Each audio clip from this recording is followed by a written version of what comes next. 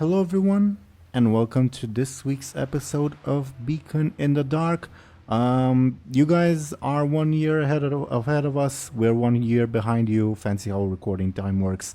But anyway, this is kind of the last episode of 2023, also the first episode of 2024. So, first of all, thank you to you guys, the players, DoomGoblin, Thompshire, Banrak, and Zelrin, for joining me on this little adventure. This 2024 will be, I think, our third or fourth year, or third, I think. So that's exciting. Other than that, well, we left on a bit of a cliffhanger last time, so let's see how that is going to resolve. I rolled some dice in the background to see in which order these people should introduce themselves and their characters. The dice say that we should start with Zelrin. Zelrin, could you please go ahead and introduce yourself and your character? Yeah, sure. I play Lyri, the best character in the game. Yes. Is that just gonna be? It's like gonna be. Can we do it again? Hi, I play. You can do whatever the hell you want. Actually, leave that open. It's funny. I play Lyri, the blood elf who has knives and sneaks around. Yes. And is currently helping out the Good Fortune crew. Well, more like the Black Grand crew at this point. Yes. Benjamin, Captain Bladebeard, and Morg. As we try to survive the ship that's exploding. Well, don't get too much into detail. That's the recap person's job. But Which is also me. Oh, you never know. Thank you very, very much, Zelrin.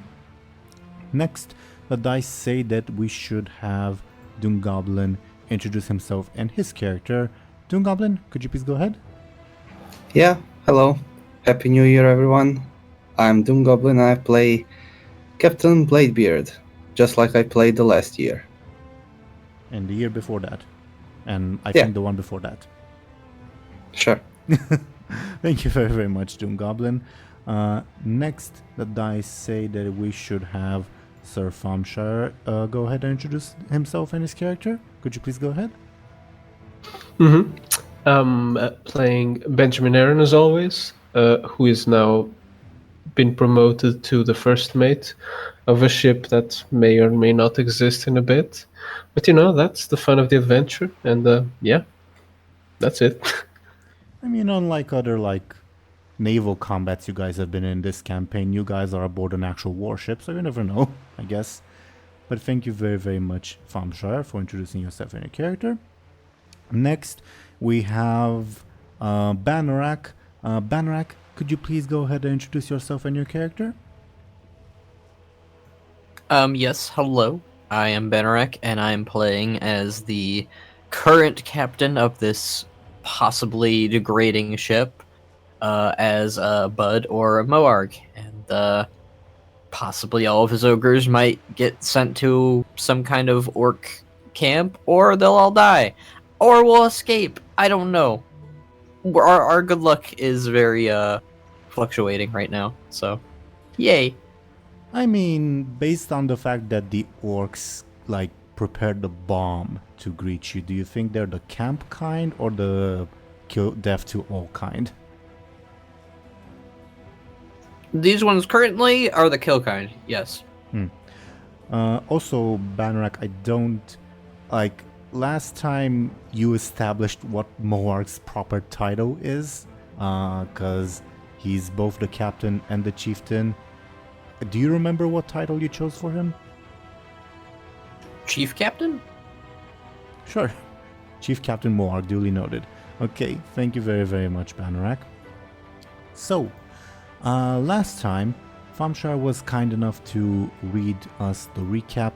So, as per tradition, Thompshire, you have the choice of either appointing one of us to read it, or leaving it up to the dice. What say you?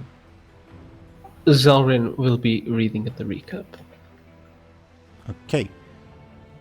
Danger looms for our crew as they sail hot on the trail of their former ship, the Good Fortune. Having become captain of the Black Grand, Captain Moarg and the rest of the party delegated various ship responsibilities. As such, Benjamin Aaran was named first mate, the orc Junothum became second mate and navigator, the Forsaken Vera became third mate and security chieftain, the gnome Fizzle Sparkle Pop was appointed as gunner, similarly Embersorrow as quartermaster, the Naga Helza as supreme arcanist, and the ogres Chef Clunk and Naresh as ship cook and head carpenter, respectively. While on the trail, Lyri was contacted via a sending spell by the blood elf Mirren of Flame Fan, who asked our hero to focus her magic so that Sunfury can find her. Lyri decided not to comply with this request. Eventually, our heroes caught up with the good fortune as it lay shrouded in dense mists and anchored by a rock. They noticed the ship had been damaged and saw a few signs of the crew. They decided to board only to be ambushed by a detachment of Dragonmoor orcs. While still docked, the Black Grin then came under attack from the two Horde ships at the same time, and Captain Rocker turned against the crew. In the Good Fortune's cargo hold, our heroes found 6 hostages: Caspian, Martha, Swimmy, Ziharu, and Caspian's 2 accomplices, the Lapidus Gnome's psychopathic troll prisoner, and Emil Kovoldir, all tied to a bomb. They also stumbled across one of Captain Bladebeard's old criminal allies, the clumsy Draenei thief Hatumu, a stowaway aboard the Good Fortune. In the end, the party managed to escape the ambush and return to the Black Grin, which was still under fire from the 2 Horde vessels. They rescued Twimmy, Martha, Ziharu, and the male Kovoldir, incapacitated Captain Rocker, and left the Dragonmoor orcs to deal with the troll, a Maddenfelt dire orc, and a fire. As they prepared to deal with the enemy ships, our heroes spotted the reason for this coordinated ambush. Tied to the prow of one of the Horde vessels was Kriza, the goblin Benjamin had driven mad with Xal'atath back in Stranglethorn Vale, shouting for our hero. Can we call him K Rizla, like K Roll? I mean, I thought it's an easy name to say, Krizer. Oh, Kriza? Yeah. I did not think of the way you said it to, like, as his name, so to say. Like K Rizla? It's funny though. I mean, he's not a rapper, but you know. Thank you. But is he a Rizla? Thompshire, you made up the character mostly. What do you think? Does he have a Riz? He has Grandpa Riz, I don't know. He has that deranged Riz. Either I way, said it's saying no Riz. either way, Zoran, thank you very, very much for reading the recap. Good luck piecing it all together. It's all good. I've dealt with worse, so to say. So, as you guys return to the Black Grin, more or less where we left off was, I think, everyone except Moarg, who was holding Swimmy, like, managed to board the Black Grin. Moarg, you're not far behind. You're like racing to get there, so I don't think there's any difficulty in allowing you to get there, so to say. The Black Grin crew just managed to unhook the ship from the Good Fortune, so you'll be more or less able to leave and depart the potential detonation, so to say. So, before we jump back into the craziness, we left off last time with Benjamin, I think, definitely noticed, but maybe some other people noticed too, the mad goblin tied to the prow of the Beastmaster. By the way, correction, it's the prow, not the mast. Words, they're hard. So Benjamin, I think you saw that, as well as whomever else may bother to. So before we get into things, I'm curious what everyone is doing at the moment, or what your plans are, given the situation. Since Benjamin is already on the ship, I guess he'd try to be helping in any way to get the ship going. I don't know, like pulling some ropes or whatever's involved in, getting it to start moving. Yeah. Sure. Duly noted. Morg, I'm assuming you're like racing with Swimmy to the Black Grin, and you'll make it. No worries about that. But like, what are your intentions afterwards? I think he would try to get his grounding, basically. Try and figure out like what his crew is doing and the ogres are doing and how the state of their ship, and be looking around mostly. On that note, you guys do remember you have your little officers in the like right section of the screen. Small reminder that while you guys were on the Good Fortune, Vera was left in charge, so if you want like a briefing of what's going on, you should probably ask her, okay? Mm-hmm. What about Bladebeard and Lyri? Well, I just want to say that this whole situation is kind of nostalgic to Bladebeard. Being in the middle of the ocean surrounded by orcish ships. He fought in the Second War when tides were of darkness. So yeah, this is all very fun. Very brings him back. Brings all memories. I still struggle to imagine like Bladebeard in like an official military position. I don't think it or was like was he like a super merc? I have an answer, but DoomGoblin, it's your backstory. I'm not gonna speak in your name. Well, they were like privateers, so like pirates working for the crown, for the alliance. Okay. So I think it wasn't too different from like I guess there was like a bit more order among the crew, but Yeah, I think it was pretty chaotic. If England can do it, Stormwind can too, so it's fine. Funny that there's a reminder of those Second War days, like in the cargo hold of the Good Fortune, but Bladebeard does not know that, or at least realize that, I guess. Yeah. Only thing that's missing is his Captain Caspian, but he's long dead, so I doubt we'll meet him ever again. Also, another thing, when you were saying this whole situation and then you paused, I was so sure you were going to say this whole situation is Lyri's fault. I mean, that's like I don't even have to mention that. I mean, everything is Yeah, that's fault, implied. Yeah, that's implied. Yeah. Wow. If it wasn't for Lyri, we would be at Booty Bay drinking and dancing. Funnily enough, Lyri is the only crew member here who is not responsible for what's happening. Because the Horde are after you because of events in Season 1 before Lyri joined the crew. That's arguable, but alright. And the Caspian stuff happened when Lyri was gone. If Lyri was around before, Garrosh himself would be going after us. So, it could be worse. I kind of wish that Zelrin was a player when Garrosh showed up in the campaign, because I'm curious what you would have done in that situation. I'm curious as well. I don't know what I'd do. Well, hindsight, I guess. DoomGoblin, thank you for sharing your perspective. What about, speaking of Lyri, what's she up to at the moment? I don't know, probably covering the entrance to the Good Fortune, ready to shoot a spell or two if anyone pokes their head up. Mm-hmm. Sure.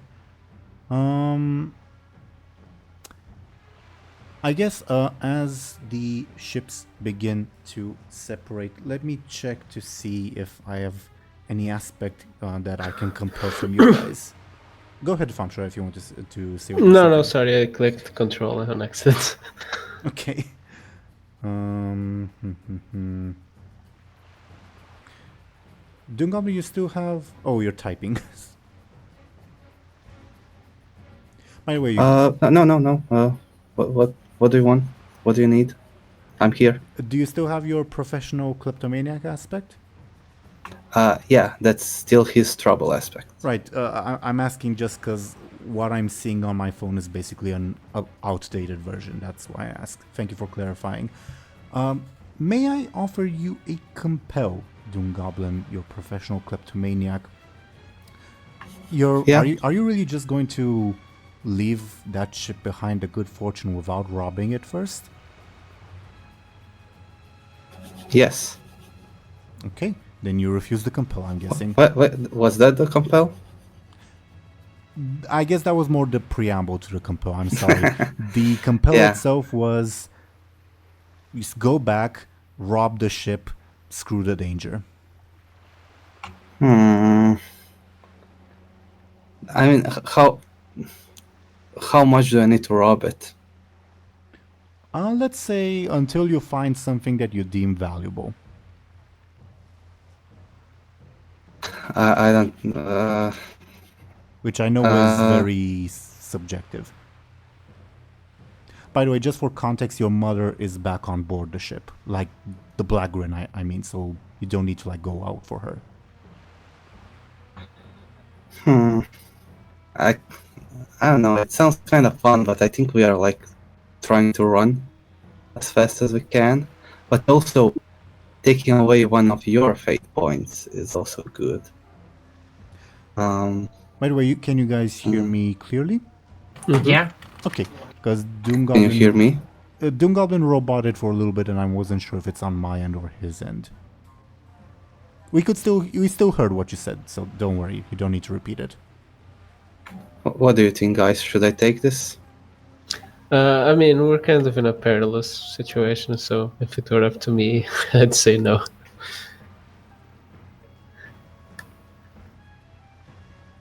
All right, I'll go with no. Noted. Okay.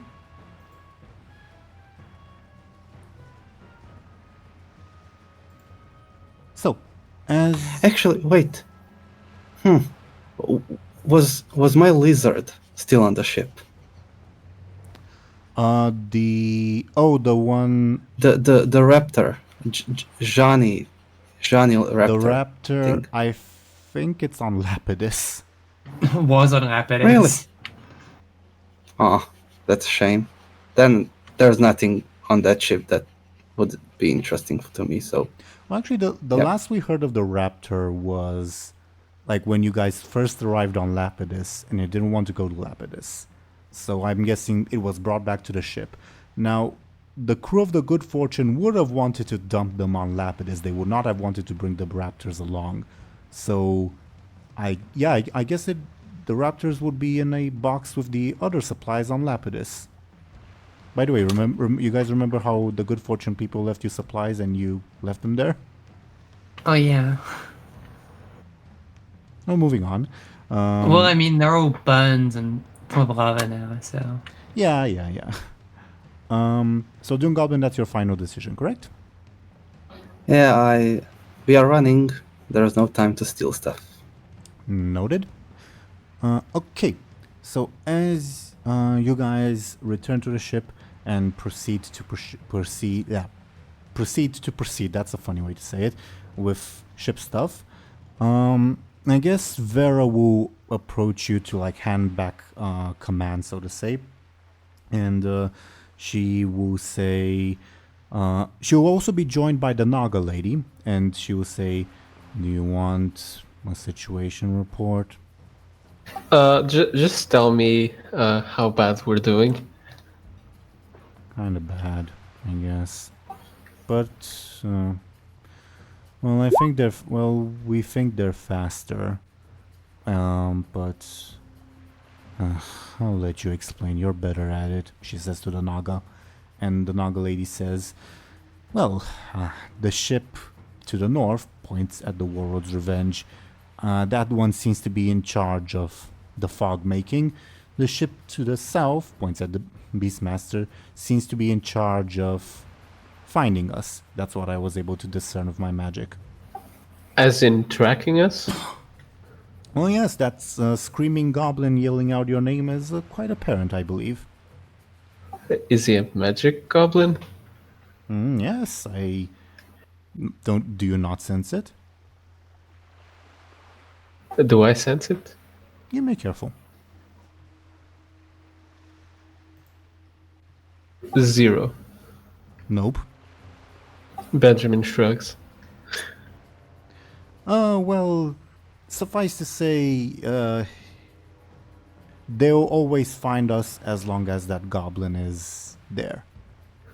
Well, the fog might help us losing them, so I think the priority should be taking down the tracker, let's say. I believe the fog will always benefit them. So, the fog will make it harder to run, but the tracker will make it easier for them to find us. I don't believe our ship is sufficiently well equipped to handle a 2-on-1 naval duel, but we can always try, I suppose. Can you snipe the goblin by any chance? I can try, but they have their own spellcaster on board. It makes things difficult.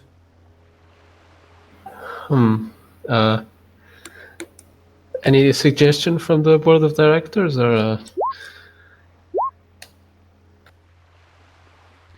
Are you also including the NPCs? Because I don't want to talk out of order over the players. I'm asking everyone essentially. Can Moarg inspect the state of the, since he's a shipbuilder, can he like compare all of the ships to theirs? Yeah, give me a careful, please. It'll be an easy difficulty for you. I got a 4. No, you got the 0.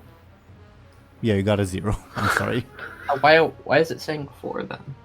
Because it's the effect on your sword if you were to attack with your sword. Oh, right. It's been a minute. Okay, I got a 0 then. With a 0, I can tell you what you already know, that the Black Grin took its level 2 and level 3 stress. The other ships are undamaged. I can tell you the design seems similar, but you haven't worked on a lot of Horde warships, and like this type of Horde warship is a fairly new design at that. So, not much I can tell you with that careful. Ship not looking so good. Probably not good idea to fight. Maybe, this is Helza speaking, make a run at one of the ships, quickly take out whatever's on them and then run away? Just a suggestion. Well, but they're still faster than us, so they'd catch up, the remaining ship at least.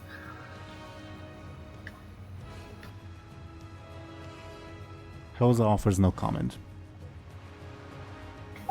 Is there any way to take out their sails or something?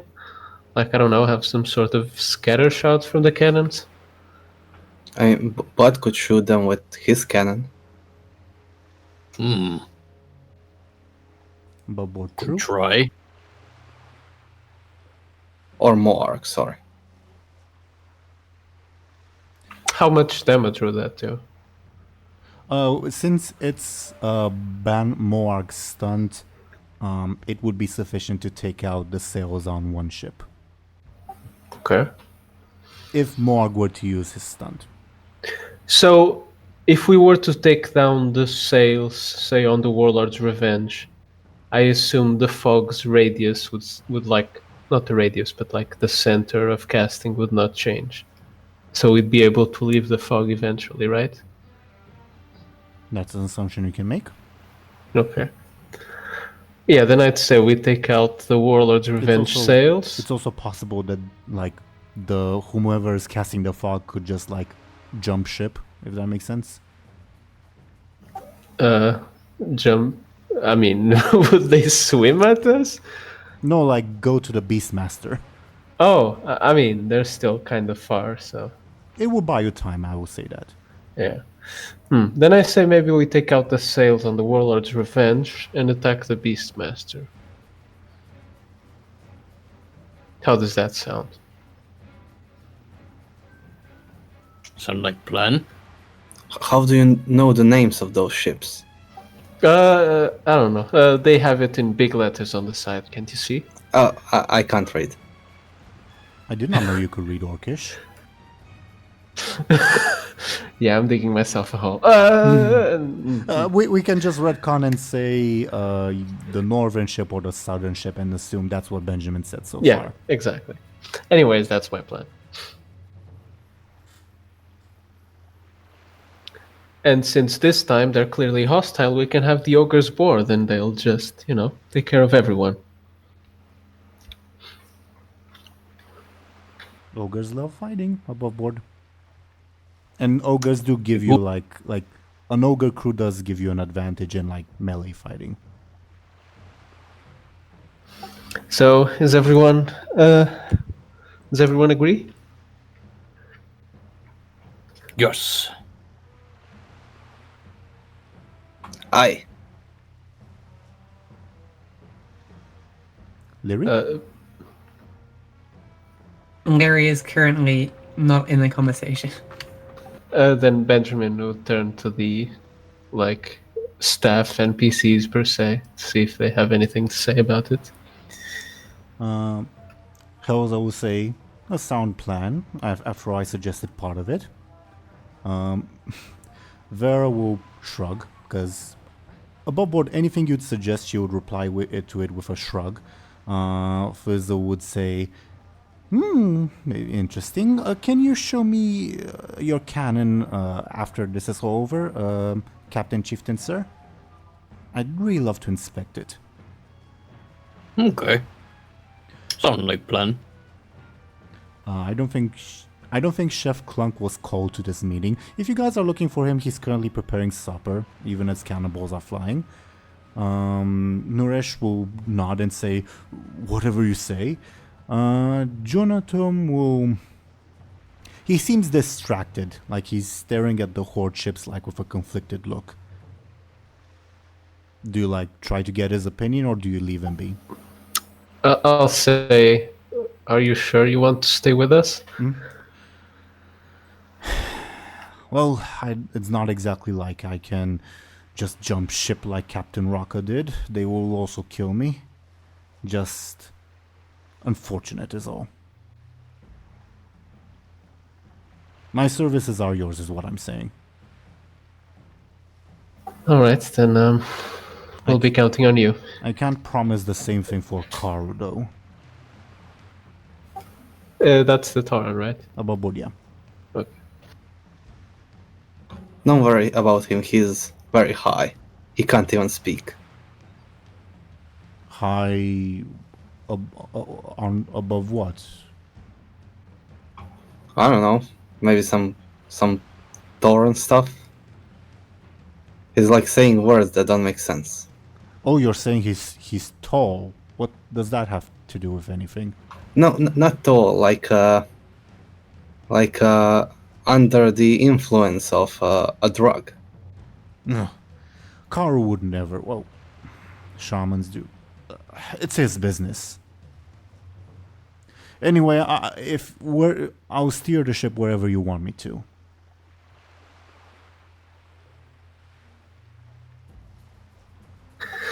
Oh, alright then. Then we should, considering the distance, we should probably shoot the warlord right now and set sail towards the southern ship. The crew goes ahead to fulfill your orders. Zeren, can I ask what's up with Lyri? Is it something that, I guess what's up in general?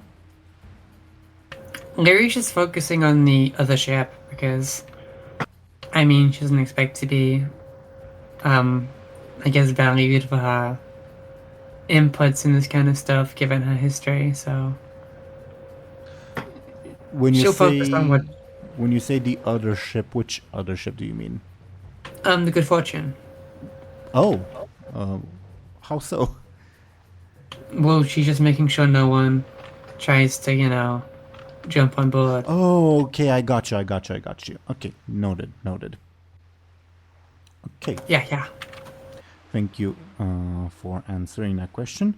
Okay. First things first, I need to roll a number for what happens on the Good Fortune.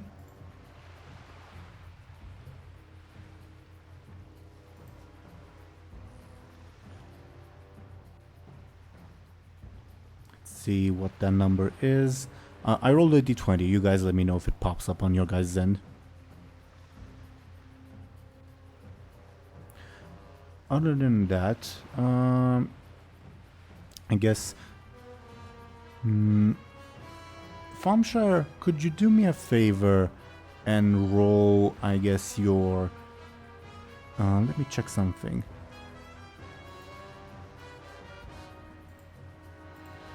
Yeah, can you do me a favor, Thompshire, and roll your careful twice? Actually, 4 times to see if if the black ring takes damage from your gunfire. roll showed up. Yeah, I got a 10. Yeah.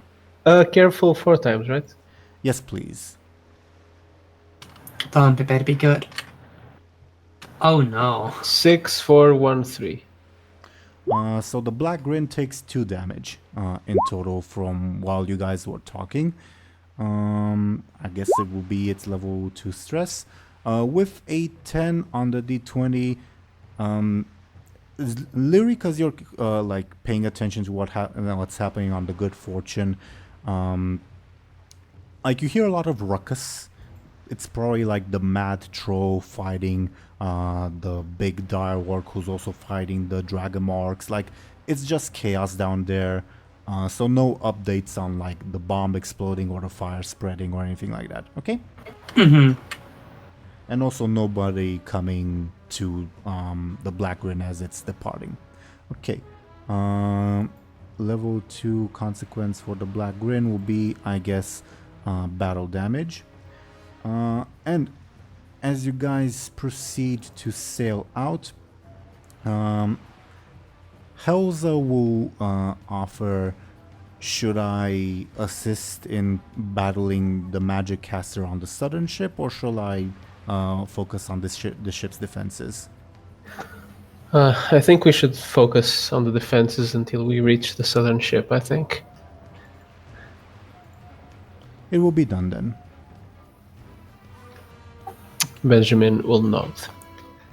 Okay. Will Morg shoot the cannon or not? I was about to ask the same thing. Oh, okay. Is it time to shoot? If you... well, actually, because it's your stunt, and stunts are supposed to be special, you don't have to like get much closer or anything like that. You're confident if you use your stunt that you'll be able to get a shot to cripple the sails.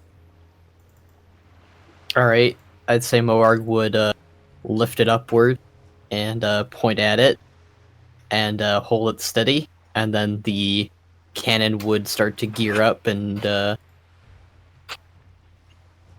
shoot its laser beam out at the sail.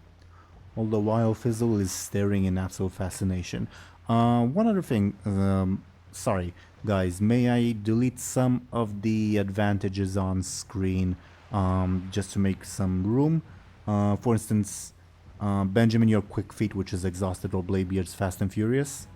Sure. Sure. And Zara, may I delete your hiding behind Bud, because you're not hiding behind Bud at the moment. Yeah. Thank you very much. Okay. So, while I do that, the laser beam flies with probably a large amount of power that you put into it for this particular shot, and it just it rips a gigantic hole through the sails of the Warlord's Revenge. I'm assuming that's what you were aiming for, correct? Yes.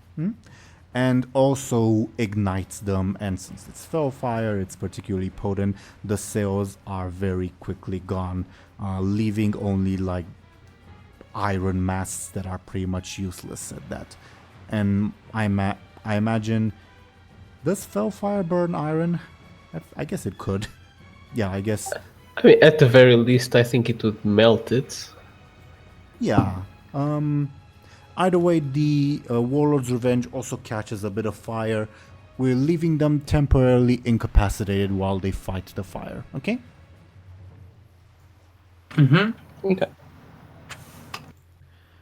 The Beastmaster, on the other hand, with Crizer the Goblin at the tied to the prow, screaming Benjamin's name and probably songs of adulation at the same time. It positions itself to continue firing. So, do you guys proceed with your plan to head for the Beastmaster and board it? I'd say so. With the caveat that doing that will leave you to one other cannon volley, if that makes sense. Gotcha. Okay. Then, Thompshire, can I get, I guess, your careful ones and your quick ones with Helza adding to the ship's defenses? Careful and clever, is that what you said? Quick. Oh. So careful, I got a 3. And quick, I got another 3. Tie means the Beastmaster gains an advantage. Okay. But you guys are able to close in. So what's the plan? Just full on boarding, full on melee combat?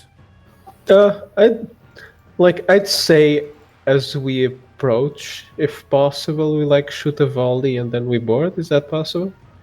The issue is that you have most of your cannons on the side, not on the front. Oh, okay. Then I think we're fine for now. Yeah, I guess we can just board. Okay. But before we do, as soon as I get in range, I'll use my X stunt to try to finish off the goblin. It's getting on my nerves. Okay. Fully kill or... Fully kill. I'm not taking any more chances. Okay. It's your stunt. I'm not gonna ask any questions. If it had eyes, you guys would make eye contact as it opens its mouth to scream Benjamin Aaran. But I imagine before it manages to do that, Thompshire, would you like to dictate the scene? It'll just very anticlimactically just chop his head. Yeah. He's just opening his mouth and then dead. And the head falls into the sea, I imagine. That head is gonna return. I'm so sure of it. Don't tempt me. Alrighty. Was anyone going to say something? No. Okay. So, Who is that? Don't worry about it. So, as you guys approach the Beastmaster and prepare to board, I guess real brief, I'll put the people that are aboard the Beastmaster on screen. Viewers, apologies for a couple seconds you will not be able to see, but we'll return to the main screen momentarily. What's the plan at the moment? Because the Goblin was the one providing the ship directions. I mean, it's since their ship is faster, as long as we don't, incapacitate it, they'll keep following us if they see us. That's the issue. So it's basically cripple the crew, get out. Okay. Or we could also sabotage, again, the sails. But we'll see how it goes. First things first, obviously there will be a bunch of generic grunts aboard the Beastmaster. I'll put them on the bottom here-ish. Then there's a figure that maybe you will recognize. You saw it in passing at what's the one horde base in Stranglethorn? The Goblin one, not Gromgol. Something Hideaway. I don't remember the exact name. Sassy's Hideaway? Yeah, but I don't remember the official name of the place. Either way, you see someone you've seen in passing there. He was leading a horde patrol out for you guys. You evaded him though, and he was fighting the Kraken, and you once again evaded him. So I guess this will be your first official meeting of Captain Zukrosh and his Black Dragon whelp. And there's also this individual, a pyromancer for the Beastmaster. Again, viewers, you'll be able to see in just a second. Please be patient. And you will also see this Magar orc that is apparently wielding a rifle. So, while I type in the initiative orders, sorry, this will take me a second. Feel free to like plan or talk among yourselves or anything like that. Okay.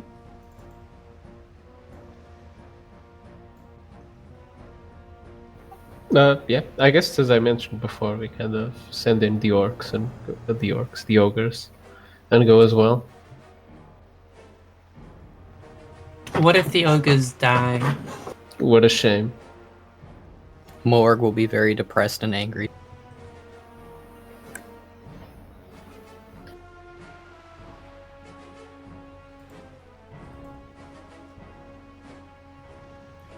Still typing, sorry about that. Yeah, we could also send like the other people, but I think I'd rather not. We should probably have someone remain on the ship. Yeah. And the ogres fight good and like, I don't know, Morg's leadership. I don't know. I think it will go well. And some of them Hopefully. aren't even his ogres, it is random. Oh, and we should probably take Kurin because he's OP.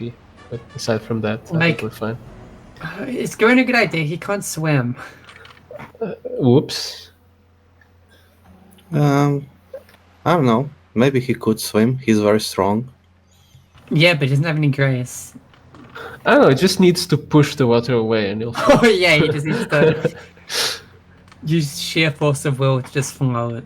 Not sheer force of will, just muscle power. He'll push the ocean from under him and he'll go up. He'll push Azeroth through space just to stay above water. Apologies for the long wait. So, Benjamin and Lyri, you guys go first in the initiative order. As usual, you guys determine the order in which everything happens. Yeah, I mean the order in which the two of you go.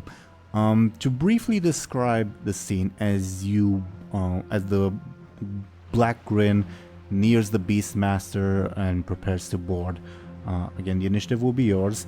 You will see, first of all, the captain with the black dragon whelp.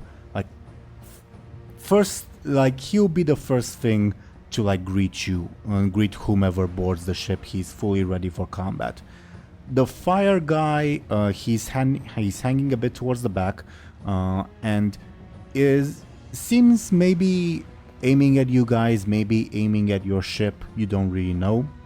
And the Magar lady with the rifle, you see more towards the prow of the ship, sort of scoping everything out with her rifle. And the grunts are just obviously everywhere ready to fight whomever. So once again, Benjamin and Lyri, you guys are first.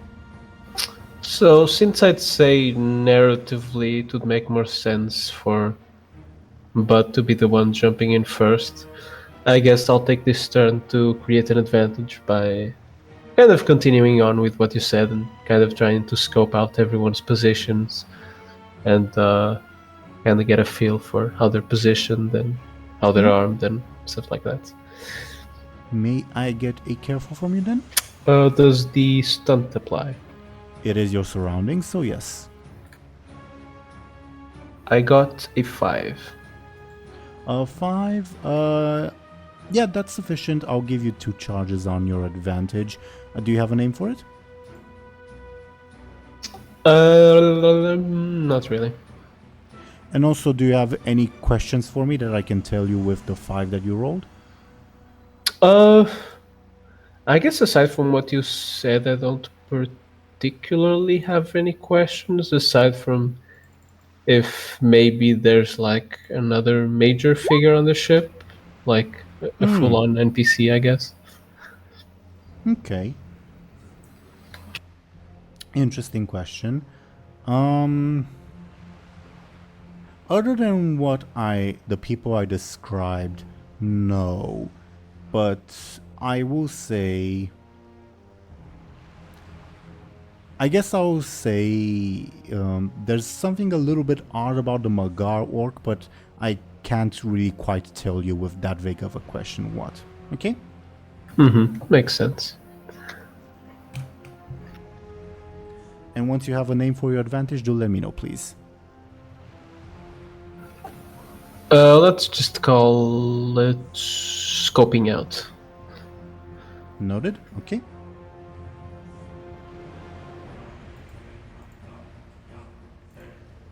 So as usual, you have a good idea of like the battlefield, so to say, and you get the inkling that there's something off about the Magar orc, but you're not quite sure what without like taking a closer look.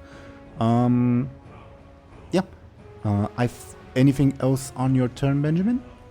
Not particularly, no. Okay. Zarin? I guess Lyri will ask Benjamin what she should do.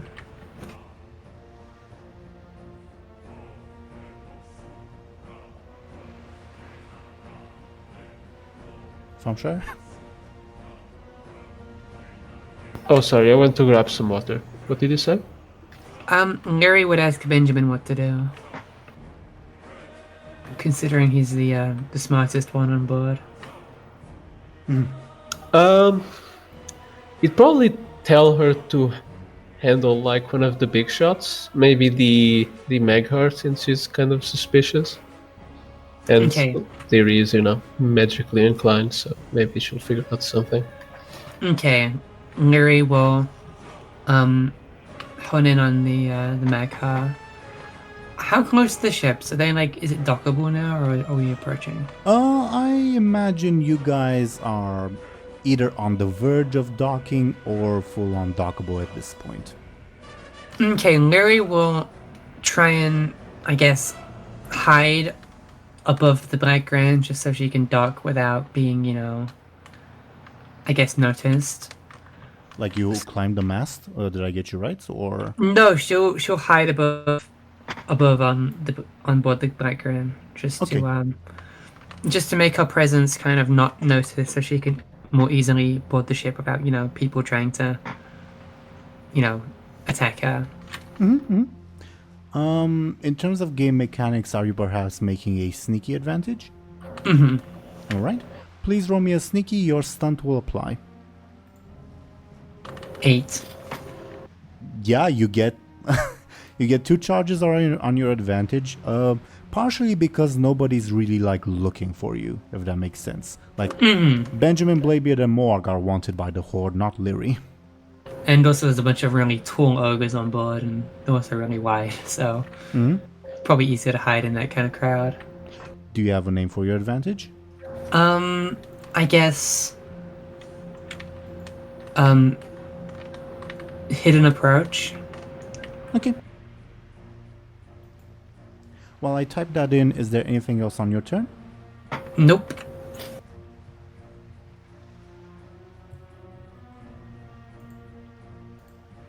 Okay. Captain Zukrosh's turn. Seeing that, I suppose there's not necessarily a hesitation, but like nobody has like come to face him yet. He will yell out. Which one of you speaks Orcish? Morg and Lyri, right? So Morg and Lyri, you hear him say in Orcish, "Rips now, burn them out!" As the tiny whelp flies up and unleashes small balls of magma at the Black Grin in an attempt to burn the Black Grin. I hope we can keep him. Me too. We're gonna abduct the. Okay, if we defeat him, we can make the consequences of his defeat that we get his pet.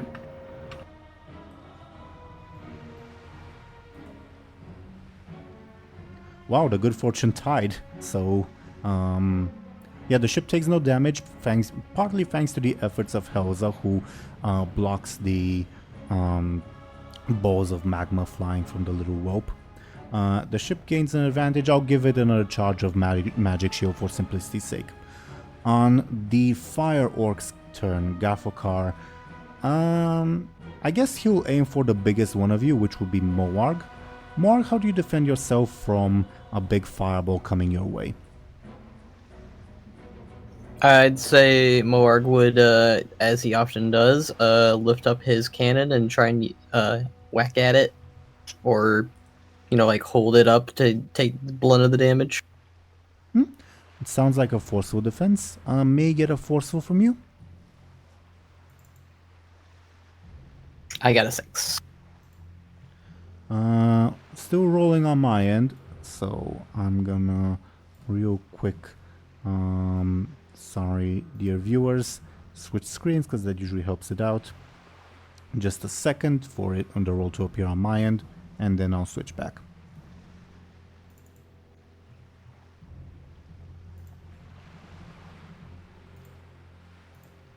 Above board, I see your 6, Banorak. It's just that my roll hasn't. Okay, so Gafokar rolled a 4 on the attack. You got a 6, so you successfully defend yourself, dispersing the fireball upon your cannon. Meaning it is now Bladebeard's turn. Alright. I don't know. I guess we want Bud to board first. I'll also create an advantage. A sneaky one. Can I like hide among the ogres or something? Mm-hmm. May I get a sneaky from you, please? 5. Sufficient to gain 2 charges on your advantage. The difficulty I had in mind was 2. Do you have a name for it? Like in a crowd. Okay. While I type that, is there anything else you'd like to do on your turn? Are the Iron Dwarfs part of this fight? This battle? They can be. It will make things more complicated, but they can be. I mean, if it's possible, if it's not like too like cheating, maybe. Can they just assist Bladebeard in whatever he's doing? Sure, with the caveat that that opens them up to the possibility of being a target. Okay. All right, sure. Do you want both of them or just one of them? Both, if that's all right. Of course it is. Hroggy and Brig will be on the initiative order, but they will also possibly be a target. Noted. Okay.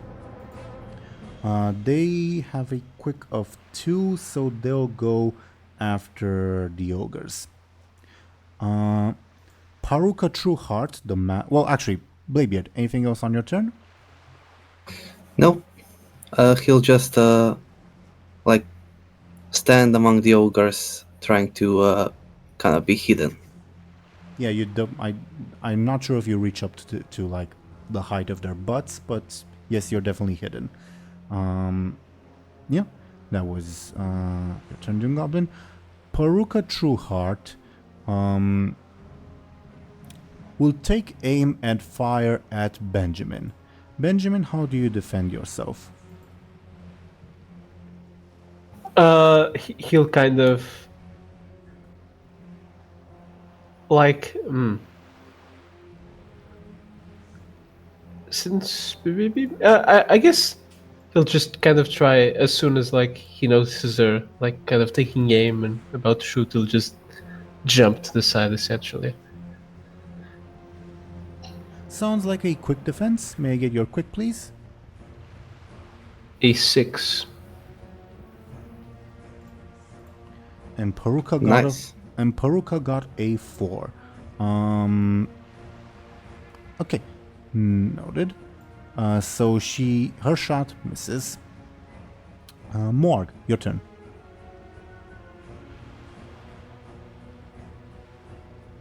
Banorak? Sorry, my headphones were acting up. What was that? It is your turn. Okay.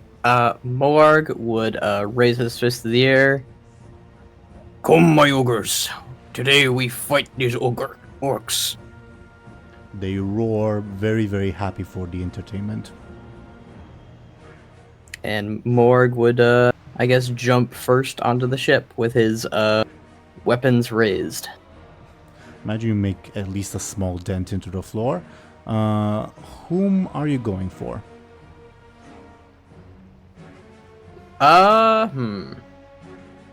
I think Morg would go for the bone-wearing orc, the one that has glowing eyes and.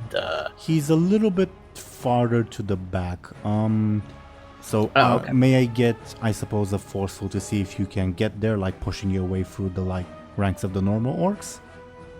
Yeah, I'd say he'd like zoom past or like thrust himself forward there. Then forceful or quick, your choice. All right, 7. Oh yeah, you definitely barrel your way past the grunts, like so much so that they're like clearly giving you a wide berth, and now you're just there towering over the spellcaster.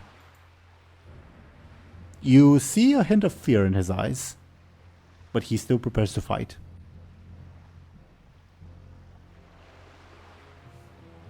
You face Morg, leader of these ogres.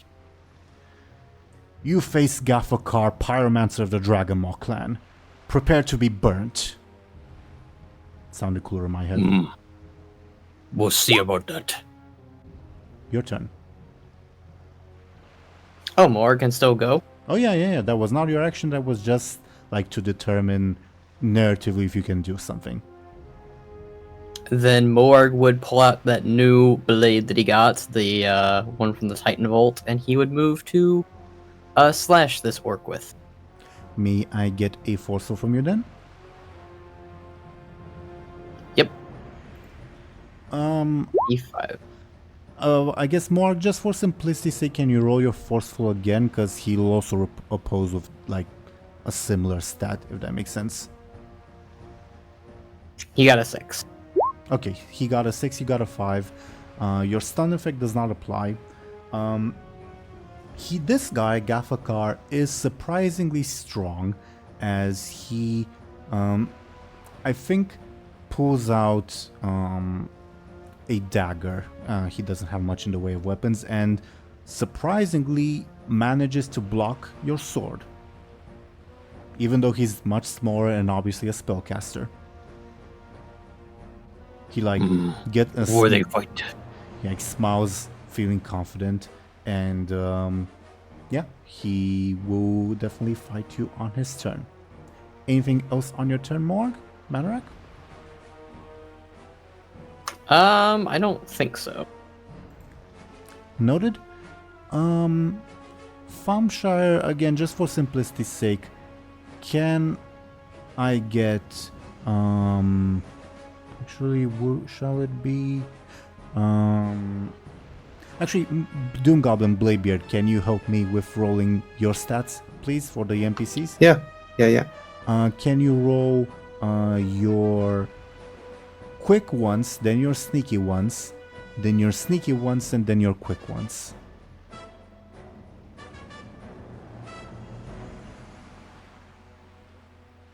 So quick, sneaky, quick. Exactly so. Okay, so first of all, the quick would be the Dragonmaw orcs and the sneaky would be the ogres. The Dragonmaw orcs don't get a hit on the ogres, but the ogres do get a hit on the Dragonmaw orcs. So that's good. Yay. Hrogi and Brig, you said you wanted them to assist you, DoomGoblin, correct? Yeah. Noted. Do please remind me if I ever forget that you have their assists, okay? Alright. Then it shall be Guren's turn. What would you like Guren to do? I mean, it would be fun if he also assisted me, but maybe I can have him attack someone as well. Sure, let's have him attack the crowd, the crew of the orcs. May I get then, please, from you Guren's forceful and your quick, just for simplicity's sake? Oh, Jesus. 8 and 4. 4 damage done to the orcs. Is there any way I can mitigate that? I imagine Gorin using Whirlwind in the middle of the crowd. Yeah. Yeah, there's no way I can mitigate that. So Gurren goes Whirlwind. It's chaotic, definitely, and like definitely a bunch of ogres have to get out of the way, but he does so to great effect, and orcs start flying like comically, like flying into the sea, heads being smashed, whatever other titles you gave him to Goblin, I don't remember. Yeah. Flesh starts being torn, bones start being broken, and skulls start getting crushed. Do you have a name for the level 4 consequence you inflict on Gurren inflicts rather on the orcs, or shall I come up with something?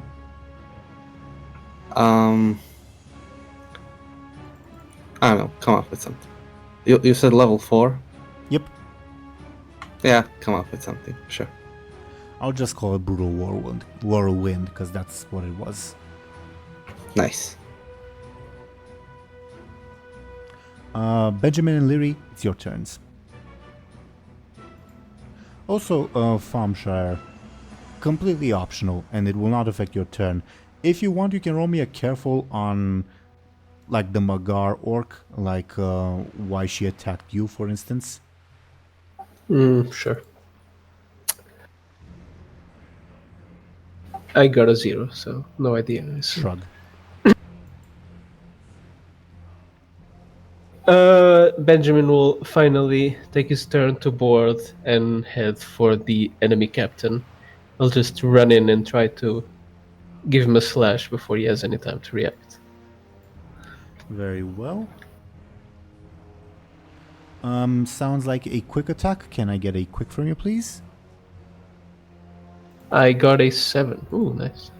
Oh, that's a good one. It's still rolling for me. You got a 9. A 9. So you try to slash at him, and he parries with a cutlass quite effortlessly, and like just looks at you in anger. This is not like a civilized fighter, so to say. Fair enough. Anything else on your turn? Not really, no. Lyri? Lyri will attempt to board the ship and make her way to the mecha that Benjamin pointed out. Can I get your sneaky to? I guess, by at least by the way you would be you described it, to see if you make it there. Sure. This will not affect your action, so to say. Oh, that's bad. That is like a critical failure. Well, bad news is you probably bump, like, it's a chaotic scene. You probably accidentally bump into the orc captain, but he just like gives like a backhanded swing, assuming it's just like a random combatant and doesn't focus on you. He's focused on Benjamin. So for this turn, you're unable to make your way to the Magar orc. Okay, that's fair. A small bit of good news, you don't have the attention of the orc captain upon you, even if you bumped into him. Still your turn. Oh, well. What else can I do?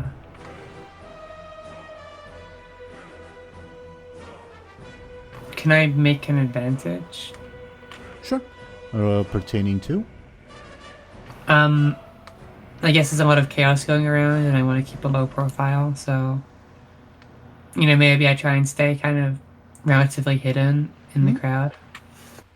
May get a sneaky from you. Your stunt will apply. Another 8. Can I give you 2 charges on your what was it called? Hidden approach? Also, You may. I forgot to give you 2 charges last turn. I'll rectify that right now. Oh, okay. So in total, you have 4 charges. Oh, wow.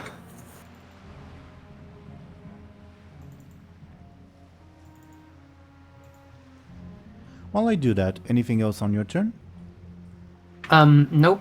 just trying to do what Benjamin said. Okay. I rolled ahead of time. That's why the number popped up already. Not Gafakar. Captain Zukrosh will attempt to swing at you with his cutlass, Benjamin. How do you defend yourself? Benjamin will try to duck under the swing. Give me a quick. By the way, your stunt will apply because this is a forceful attack. Oh, okay, nice. I got a 3, so that's a 5. 3 points of damage. I'll use one of my advantages to mitigate that to 1 damage and take my level 1 stress. Okay, will do. Which advantage will you be using? Didn't I have 2 charges helping out, or? I don't remember, but I'm willing. I think you did, and I just mistyped it. Yeah, I'll use one of those, so I guess you can leave it as is. Convenient, I guess. Thank you. Okay. Yeah, he gets a nick in on you, and he barks something in Orcish at you that you don't understand. Lyri, since you're close, I guess, you hear him say, "Pathetic human," and which isn't particularly noteworthy anyway. Gafakar, on his turn, will attempt to blast you point blank with a pyroblast, Moarg. How do you defend yourself? I think Moarg would try to slap his sword against that. Sure. May I get your forceful or careful, up to you? A 4. You don't slap your sword, I guess, quickly enough or forcefully enough, because the pyroblast still goes through, charring you somewhat, although not too much because you're already like kind of on fire, and not metaphorically. So already you take 2 points of damage. How many points of damage? 2. He got a 6, you got a 4. Level 2 stress. Noted. While I write that down, again he like slightly singes you and says, like chuckles and says in Orcish, "Roast ogre for tonight, eh?" But a small wound. Bladebeard, your turn. Alright. I would like to walk up to Benjamin and the captain guy. Zukrosh, sure. And Bladebeard is like, "Good evening, gentlemen." And then I would like to use the Mind Crush on the captain. Okay. Yeah, you do so out of nowhere. I actually haven't thought of that, of like what the effects of Mind Crush would be on Zukrosh. If you have any ideas, DoomGoblin, feel free to pitch them. While I think about it, what would Mind Crush do to him?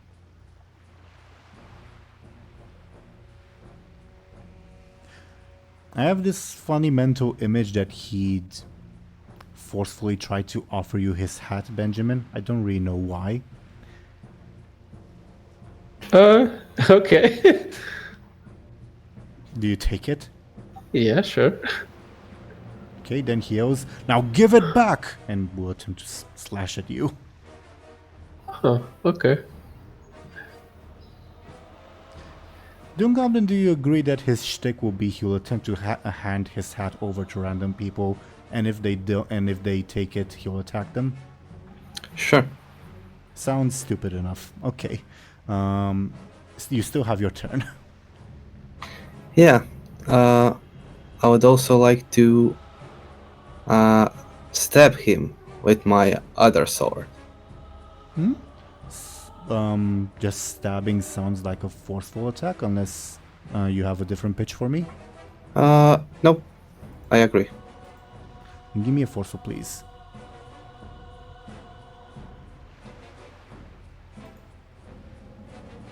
That's a 3. But I do get +2 from assists, right? Don't you get +3 because you have the 2 iron? Oh no, we're good in attack. Never mind. Yeah. And don't also you have like a +2 from stunt. Yeah, bladed weapon.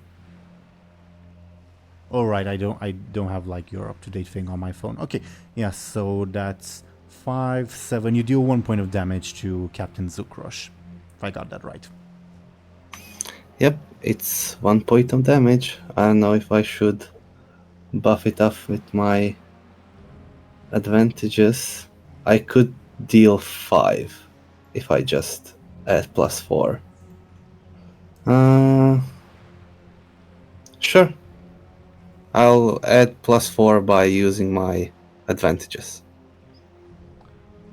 You're in a crowd? Sure. Yeah. Come up to 5. Can I let Bladebeard use my remaining advantage? Which one? Scoping out? Yeah. Yeah, it's yours. You have... yeah, you can do whatever you want with it. I mean, if he wants to use it, I'm just offering it. Yeah, sure. So that's 7 damage to Captain Zukrosh. For simplicity's sake, do you have a level 6 consequence in mind for him? If you want to, That's something like big. Make his whelp not follow his orders anymore. Would that make sense, Teeironor? Yeah. Yeah, sure.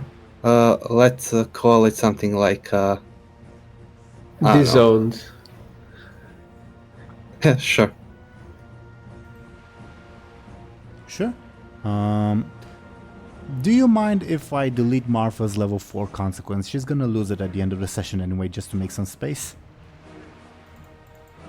What? Martha's level 4 consequence? Mm-hmm. Yeah, sure. Awesome. She's not in combat anyway.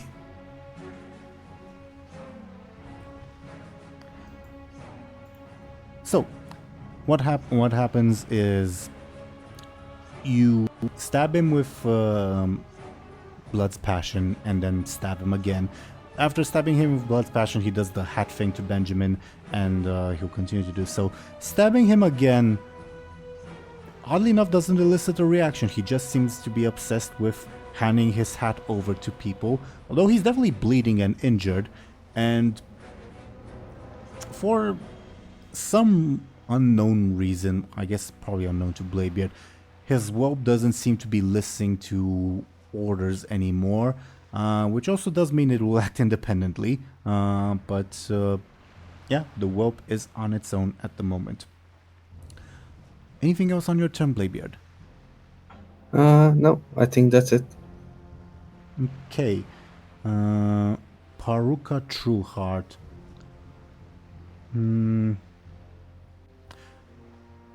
She will use her turn. Actually, I have a question for all of you. Actually, for DoomGoblin specifically, since you're the one who wounded the captain guy. Sort of half of the captain guy's stats, kind of half-ish, came from his pet. Now that his pet isn't listening to him anymore, do you want him to, the pet to, like, act independently with half of the captain guy's stats, sort of like splitting them in half, or shall we just treat them as one entity?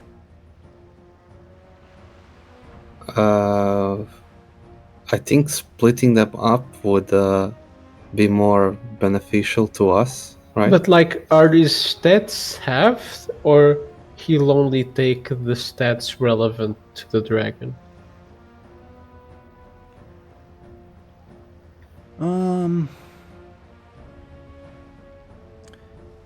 The dragon will not take any of Captain Zukrosh's clever, but it will take much of his forceful. Does that make sense? Okay. I mean, yeah, that sounds very good. So I would, if I could choose, I would go with that. Sure.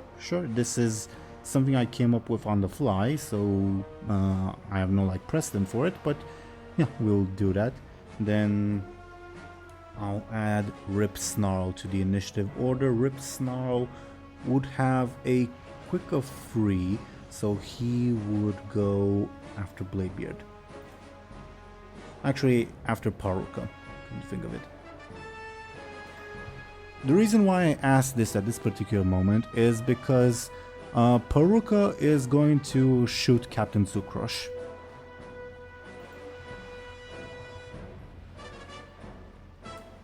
Oh wow, okay. To put him out of his misery. For a reason I'm sure you guys will not be able to guess. She's racist. She's actually a rebel in disguise. The rebellion hasn't happened yet. Oh, okay. Because it's... She doesn't like Garrosh, so let's leave it at that. Let me... So where was I? Oh yeah, Rip Snarl goes after Paruka. Okay.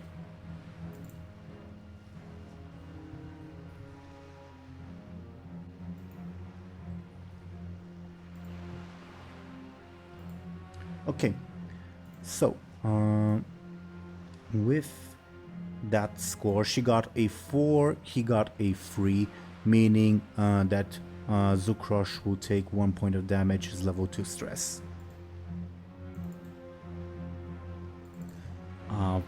Benjamin, I guess, and maybe Lyri, because you guys were focusing on her. Any thoughts on what just happened? Benjamin will kind of record that information in his head, but he won't really process it for now since it's kind of busy. The Magar Orc you were thinking of going for shot the captain guy. Oh god, okay. Well, I guess Lyri will strengthen her resolve because this person's very clearly a threat. Sure. Noted. Rip Snarl, the little dragon whelp. What will he do? Thing is, he's a black dragon whelp, and he wasn't particularly friendly anyway, so he doesn't like necessarily feel gratitude towards you guys yet. So you guys are fair game. That doesn't necessarily mean he'll go after you.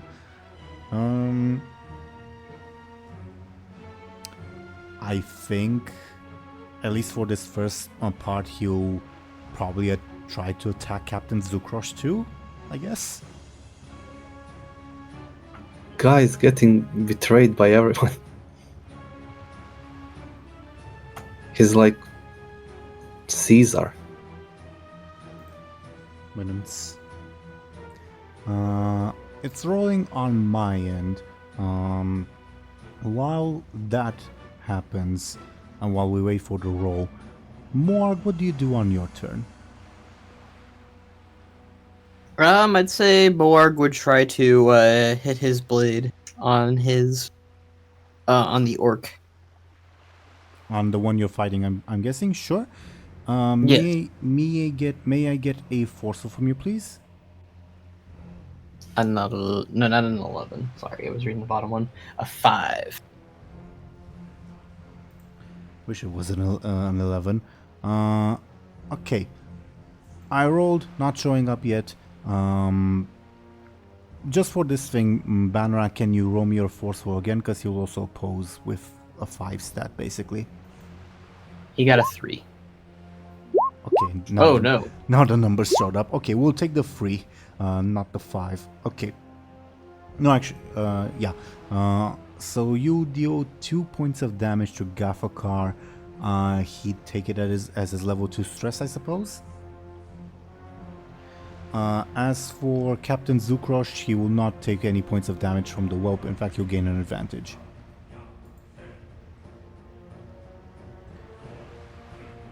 While I type that in, sorry viewers won't be able to see anything again. I have a bunch of NPC roles to do, so that's always exciting. So while I catch up on my paperwork, what's up you guys? You guys talk about yourselves a little bit, because I have a bunch of stuff to type in, and it will not be pretty. Yeah, my name is DoomGoblin. I do art. You can check me out on Twitter and stuff. Hi, I'm Van. I do machinima sometimes and other lore video stuff. And playing Baldur's Gate a lot currently on Twitch. Hi, my name is Yeah. Bannerack. I'm a Baldur's Gate YouTuber. Damn, Van. You changed a lot. Yeah? Is it true, Ben, that you sang the Five Nights at Freddy's song?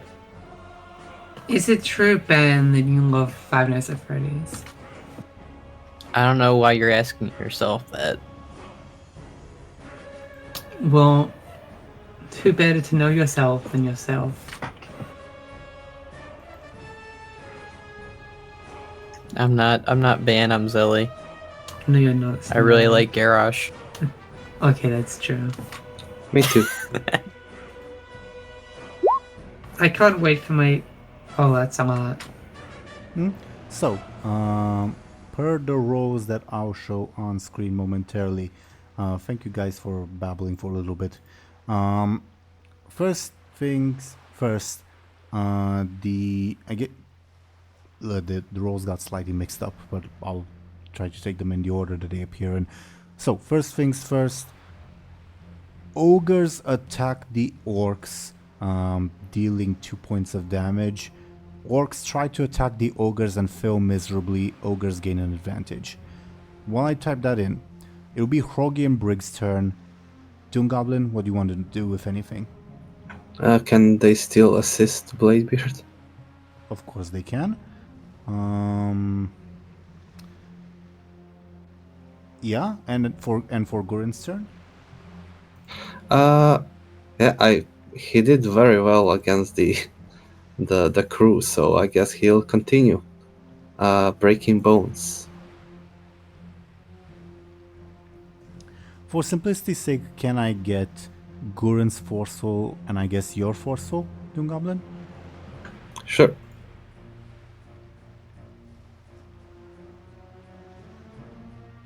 First is Gurin, second is me. Alright, so the orc crew will take 1 point of damage. Okay, so that means the orcs are beat up bad, because they'll take their level 2 consequence and their level 1 stress once I type them in. And the ogres will also gain an advantage. While I type all of that in, Benjamin and Lyri. Benjamin will test something out. Did he put the hat in my head? Did I just grab it? How exactly did that work? Took his hat off, offered it to you, extended his hand to you. Would you have taken it? Yeah. Okay, then... Oh! Sorry, go ahead. Then he would attempt... Then after you'd have taken it, he would practically attempt to, slash at your arm with his sword. I'm assuming you would drop the hat, instinctively?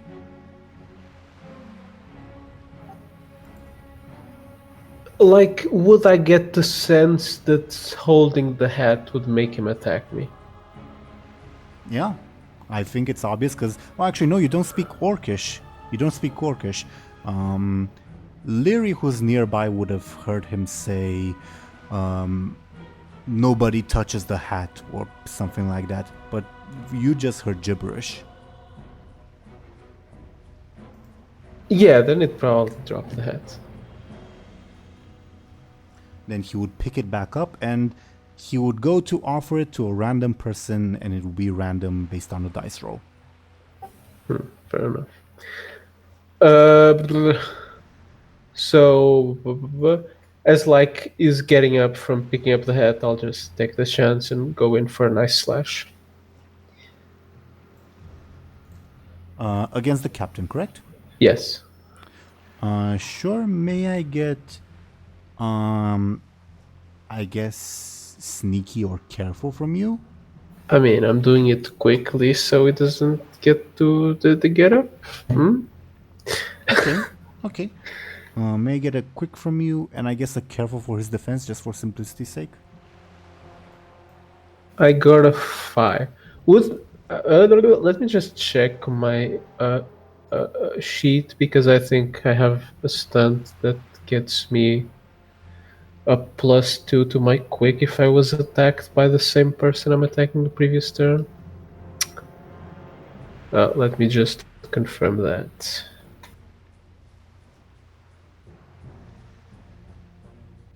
Sounds about right. Sounds familiar.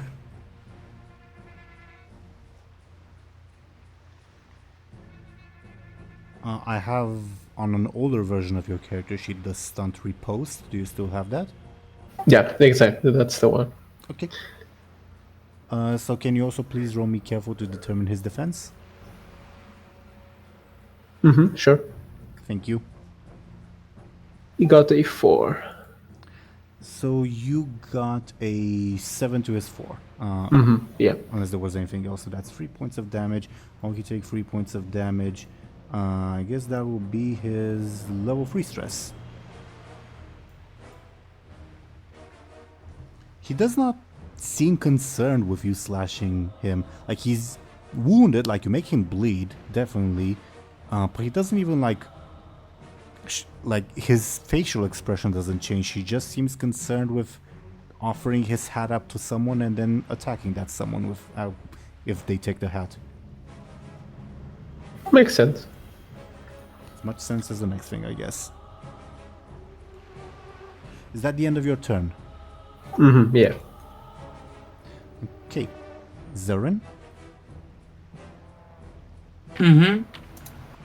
Your turn. Lyri will, I guess, launch a sneak attack on the mag heart if she can reach it. Well, let's see if you can reach the Magar. How do you intend to get up to her? She's on a bit of a vantage point. Like, do you intend to sneak up to her? Like, barrel your way to her? Lyri will attempt to sneak up to her. May I get your sneaky, please? Sure.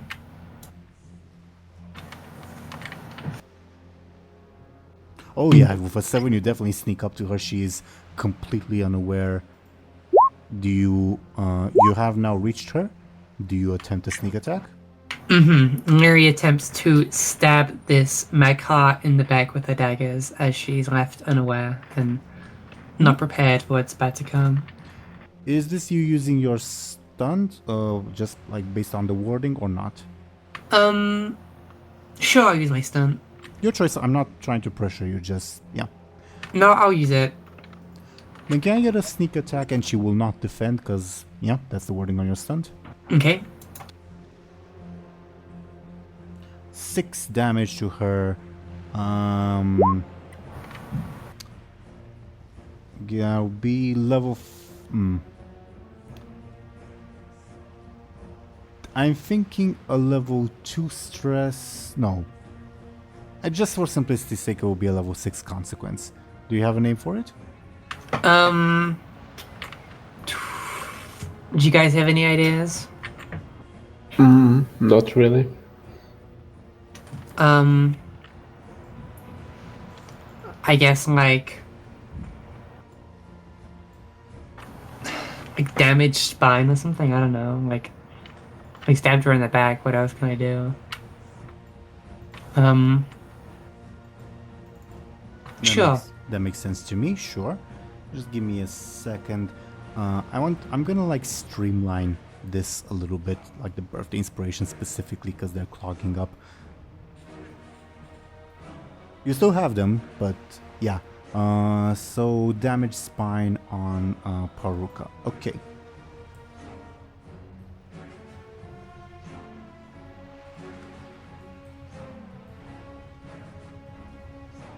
Okay, you stab her with a vengeance. She like reels back and lets out a shout in pain. I guess she'll turn to look at you and I guess say in like, which this is bizarre, in like perfect common, like no accent. What are you doing here?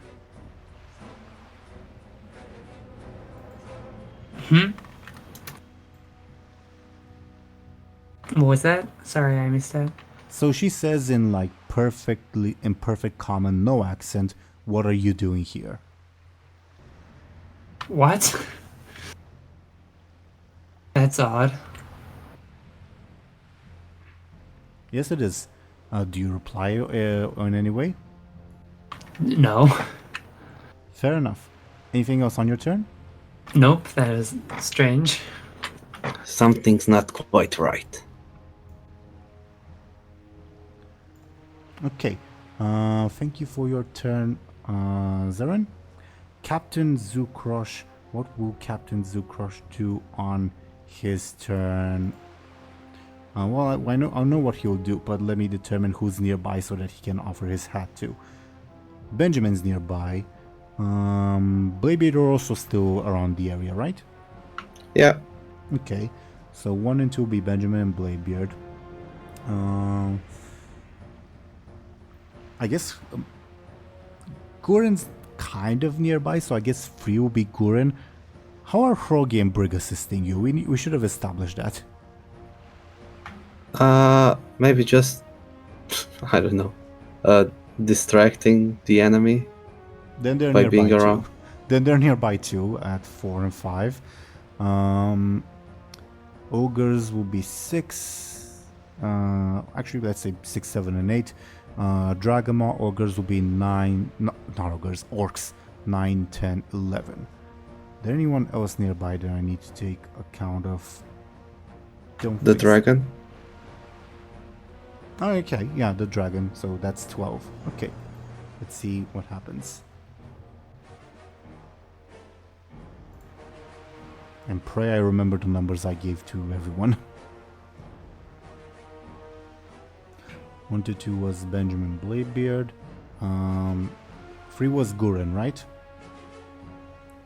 Yeah. 4 and 5 Hrogi and Brig. 6, 7, 8 the ogres. 9, 10, 11 the orcs. And 12 was the dragon, the whelp rather. Okay. Well, it's loading. I'm gonna real quick switch an overlay.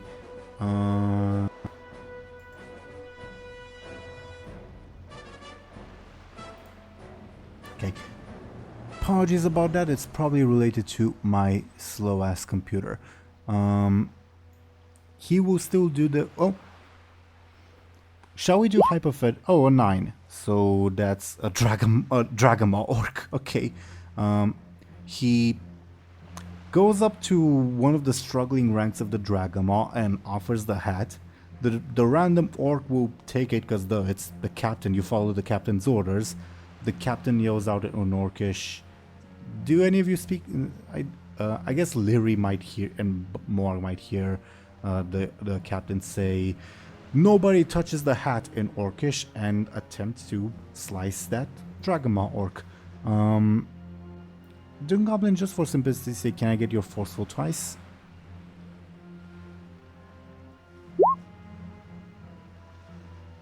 Yeah, he deals 1 damage to the Dragama orcs. Lovely. They're level 3 stress, I guess. The Dragama orcs are almost done as their captain starts beating them up too. Okay. Gafakar on his turn will once again attempt to fire a pyroblast at you, Morg. How do you defend yourself? I'd say Morg would try to block it off this time with his cannon. May I get a forceful from you, please? I got a 3. Still rolling for my attack. Just for simplicity's sake, can I get a forceful from you?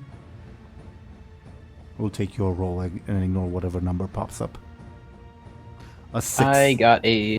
Okay, yeah. So he got a 6 against your 3. How do you take 3 points of damage? I'll take a level 3 stress. He just continues yelling out, "Burn, burn, burn," as he continues pummeling you with fireballs. Bladebeard. Alright.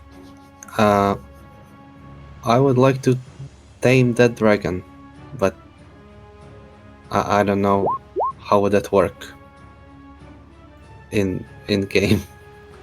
I don't remember. Banrak, maybe you might know something. Has it ever been established, like in the lore, what the like tame animal spell does, like canonically, like lore-wise, so to say? Lore-wise, I I guess I don't just know the like in real life. I don't know the exact details of what you do exactly, but You extend out your hands, hearts come out while the beast beats the shit out of you. Yeah. Or if like you throw a you freezing feed trap it. down. What did you say, DoomGoblin? Maybe you like feed the animal and I don't know, pet it. I don't know. Sure, if that's what you want to do, that's fine. I also find the idea of Bladebeard just extending his hands towards the dragon as it tries to beat him funny. If you want to do that, up to you. Yeah. Sure. Yeah, he extends his hand and hearts start coming out of him. Benjamin, you're nearby, you see hearts start coming out of Bladebeard's hands. It's bizarre. Benjamin's kind of jealous because he wanted to tame the dragon too. Sure. Oh shit, it's a dragonkin, not a beast, so it might not work. I guess we'll see. Yeah, like, isn't it kind of sentient like a Yes, person? No, it's kind of like- messed up now that I think about it. Yeah, hunters can't even tame whelps like that yet at all. Also, like, there's definitely a few quest lines, but I think it's also mentioned in a couple books that, like, dragons are smarter than, like, child humans even before they're hatched out of the egg. If that Yeah, makes sense. at least Yeah, Rathian. was. Yeah. Yeah. Well, this whelp isn't particularly mentally stimulated, so I guess we'll see. Now, DoomGoblin, would you like to treat this as an action and you creating an advantage, or shall we do it just as a narrative thing and you'll still have your action for the turn? Will it work if it's a narrative thing? I will still have you roll flashy, I guess. It will be a flashy either way. It's just that with the advantage, you can then spend the advantages to potentially make it work, if that makes sense. Yeah, my flash isn't that good. Maybe I should just beat him up, like in Pokemon, in order to tame it. I don't know. Yeah, let's say I'm creating an advantage. Make it your flashy then, please. That would be 1. You extend out your hands, hearts start coming up, but like anatomical hearts and not like cartoon hearts. And the dragon sees something yummy and chomps down on your extended arm. Oh, Yeah, you fail. I'm not going to create an advantage against you, even though I guess I could. But yeah, your attempt at the moment fails. Anything else on Damn your it. Anything else on your turn? I guess I was not meant to be a hunter. I'm a rogue. That's it. Paruka Trueheart on her turn. I guess, like, looking in shock at you, Lyri, she'll ask you again in, like, perfect common again, like no orcish accent. What are you doing here?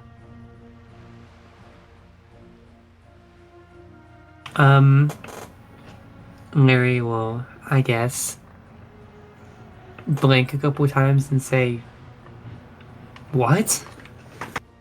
I'm not your enemy.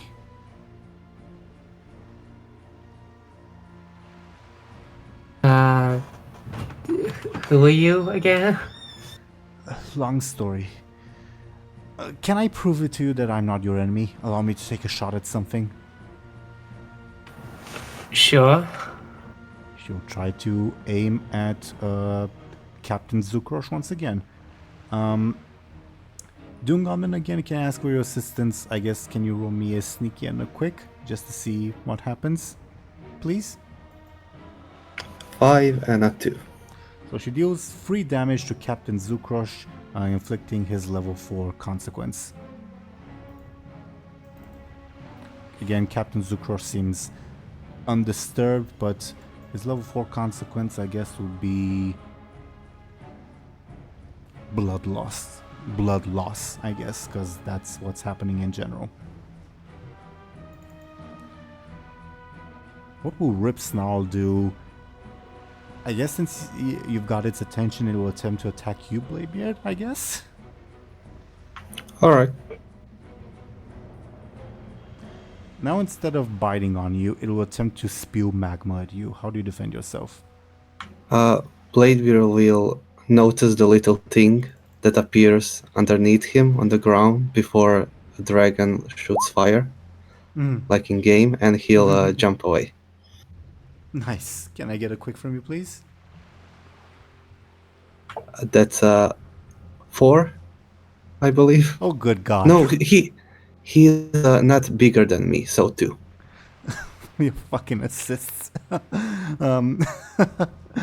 yeah, you that means Rip Snarl gains an advantage.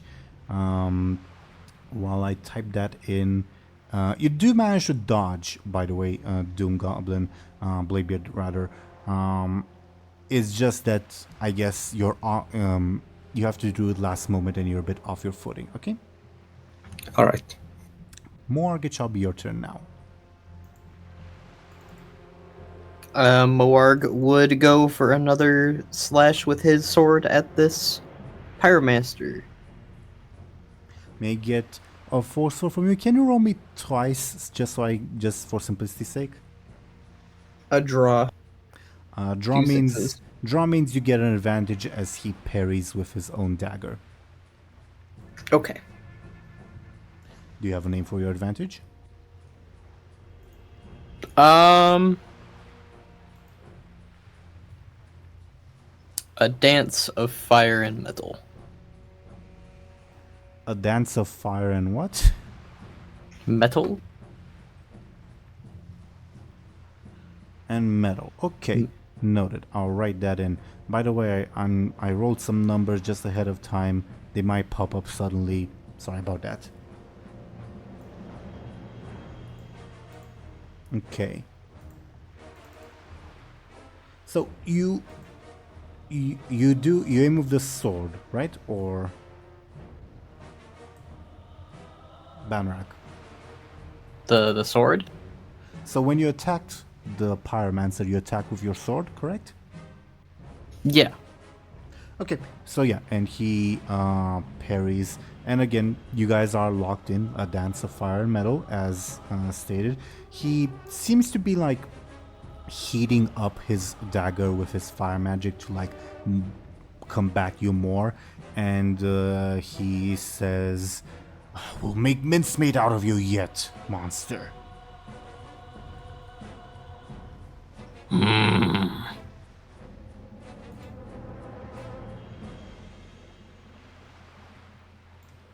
Okay.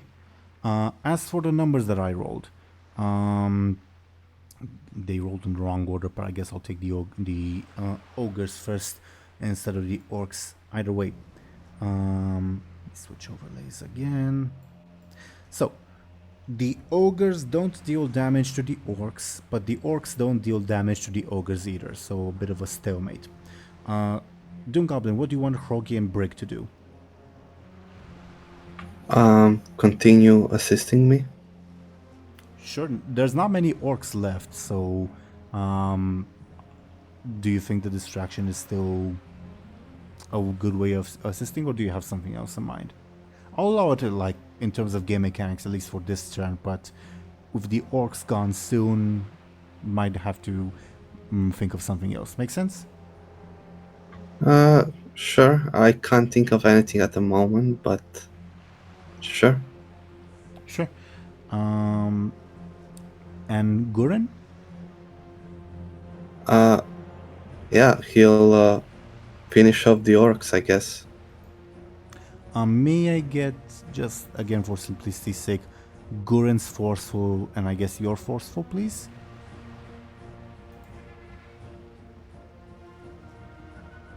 Oh, 4 for both. Guren gets an advantage. Fuck me. Do you have a name for Guren's advantage? Did he already have an advantage? Then he'll use it. Right? I don't think he did. I don't see anything written down, at least. You do have the orc's consequences if you want to spend them. Alright. Yeah. Okay. Guren whirlwinds and takes out the last remaining orcs. They're all gone now. So at the moment, the only hostiles aboard the ship are the pyromancer, the captain. I guess he's hostile. The whelp, who's definitely chaotic, and whatever the fuck the Magar orc is doing. Benjamin and Lyri, your turns. I'll let Lyri go first since I'm invested into what the hell's going on.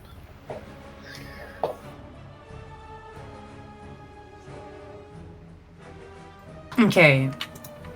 I guess Lyri asks this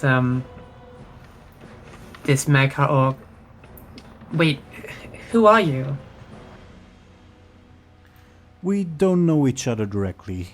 Let's just say we have similar interests and leave it at that. Don't think my employer would approve of me saying more. Employer. I guess Lyri backs off considering the Maghas helping with the orcs, I guess. No comment. Who else is on the ship that might pose a threat? The biggest threat at the moment, I guess, would be the pyromancer who's fighting Moar kind of to a standstill. There's still the captain, the orc captain, who's offering up his hat and attacking anyone who accepts it. And there's still the whelp who's chaotically attacking people nearby. Okay, Lyri will attempt to help Bud out because he's kind of fighting by himself. So Lyri will make her way to Bud by, I guess, maneuvering through the battlefield towards him. Yeah, there's just ogres nearby, like left rather, so there's not that much difficulty. Once you arrive at Gafakar, what do you do? Who's back to her? Is it Bud or the pyromancer? Could you repeat the question, please? Whose back is to Lyri? Gathaka or Bud? I guess Moarg's would be? Mm-hmm. Yeah, I guess Moarg's Okay. would be. Lyri will attempt to, I guess, use Moarg's spines out of his back to kind of vault over him and strike from above on this pyromancer. Sounds like a flashy attack. I mean, she's kind of using Bud to hide that she's coming, but... Okay. Sorry, I was half joking. Sounds like a sneaky attack. Can you roll twice, because he will also oppose with a +5 defense? Sure. Thank you. Oh, wow. A 3 and a 2. So you deal 1 point of damage. Almost, two almost one. Yeah, cool. Those are some Moarg rolls. You deal 1 point of damage to Gafakar. That is... Yeah, he'll take his level 1 stress. Anything else on your turn, Lyri? Nope. She just moves over to Bud to help him with his fight, and that's about it. You see him growing pretty desperate now that the tides have clearly turned. But before that, let's see who Captain Zukrosh will offer his hat to. One will be 1 and 2 Benjamin Bladebeard, 3 Gurin, 4-5 Hroggy and Brig, 6-7-8 Ogres, I guess 9 would be Paruka, and anyone else nearby? No, so I'll roll a d9.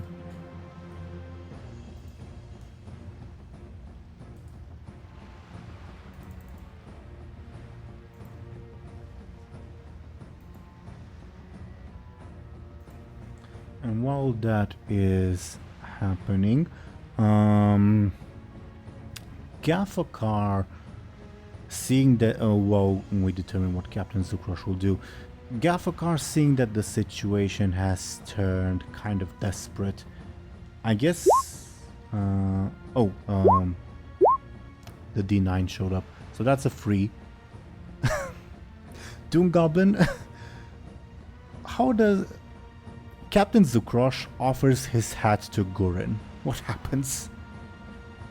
Oh, I don't know.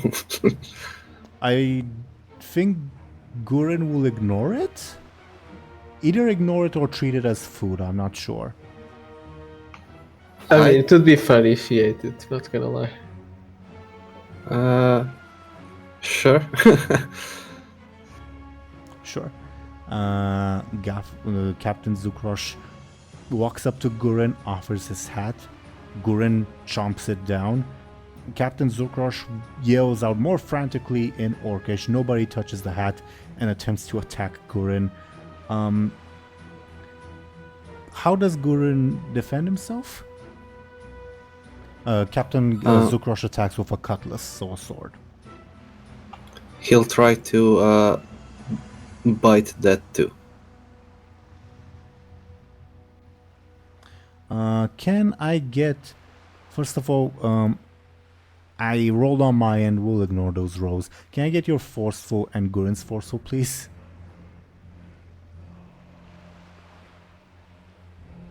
One and 6.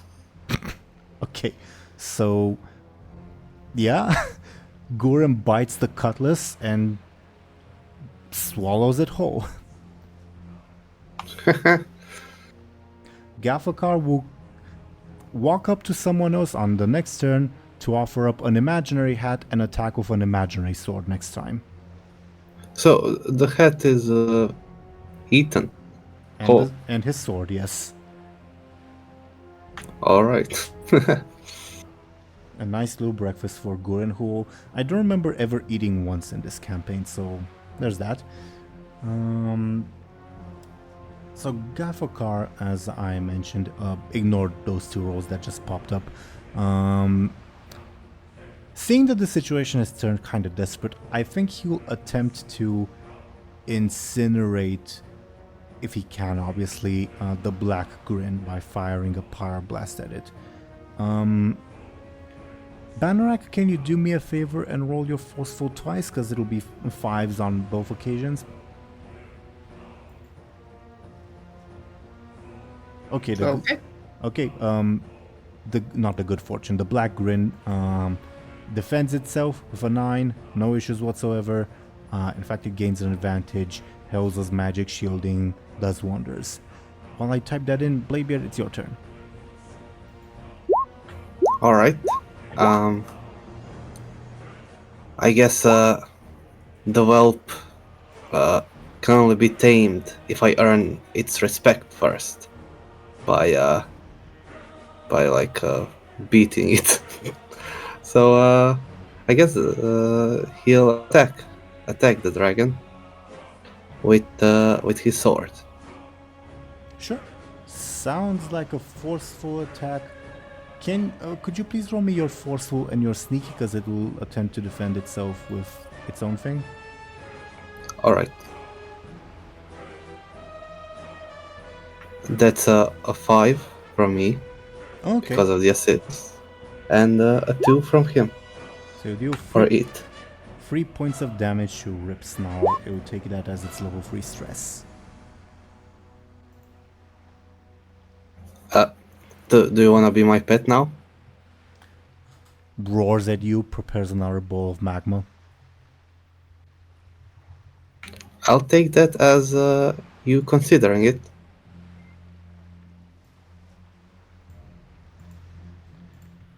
Okay, Paruka will try to shoot Captain Zukrosh.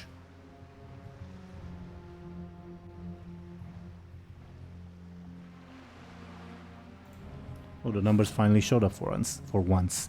Okay, a 4 and a 6. Does she have anything? What are Captain Zukrosh's? Okay, she'll use Captain Zukrosh's consequences to knock him out of the fight with the shot. Aim hits the back of the head, I guess. Captain Zukrosh face plants and is now incapacitated. That alright with everyone? Yep. Okay. Rip Snarl on its turn will hurl magma at you, Bladebeard, enraged. How do you defend yourself? I'll again try to jump away. May I get your quick, please? It got a 3. I got a 4 because of the assist. I always forget about that, but yeah, thank you for keeping that in mind. Okay, Morg, it's your turn. Alright, Moarg would go for a headbutt on this Pyromaster. May I get? Can I get your forceful twice? Again, for simplicity's sake. So you deal 2 points of damage with a 5 and a 3. Thank you for rolling, by the way. Take his level 2 consequence. Do you have a name for it? Headache. Okay. While I type that in, what shall the ogres do?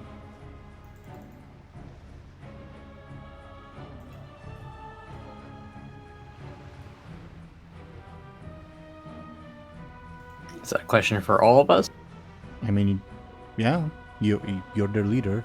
Unless you have, if you have nothing else, I guess they'll attempt to beat up either Ripsnarl or Gaffakar, I guess.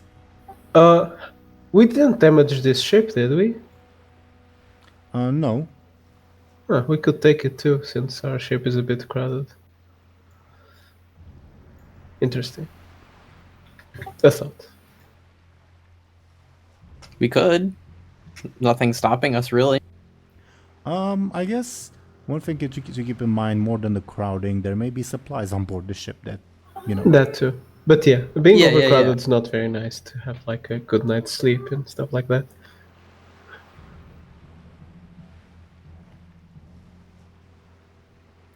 They stare dumbly at Moarg, their captain chieftain, as they await orders. Do you want them to help you in the duel? Do you want them to do something else? Like with the people that are left on the enemy's side, would it be feasible for the ogres to start taking control of the ship? Yeah, I mean, the only people left on the enemy side are the Pyromancer, the whelp flying around, which is definitely dangerous, and whatever the Magar orc is doing. Take the ship. Yeah, they scramble to begin taking the ship,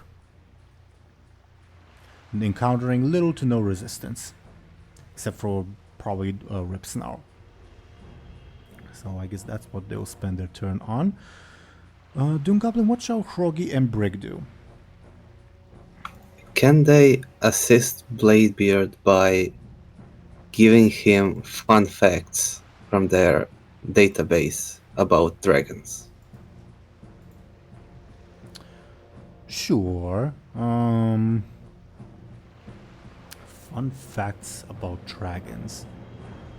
Like Or emphasis on fun. That's kind of difficult. just facts that could help him.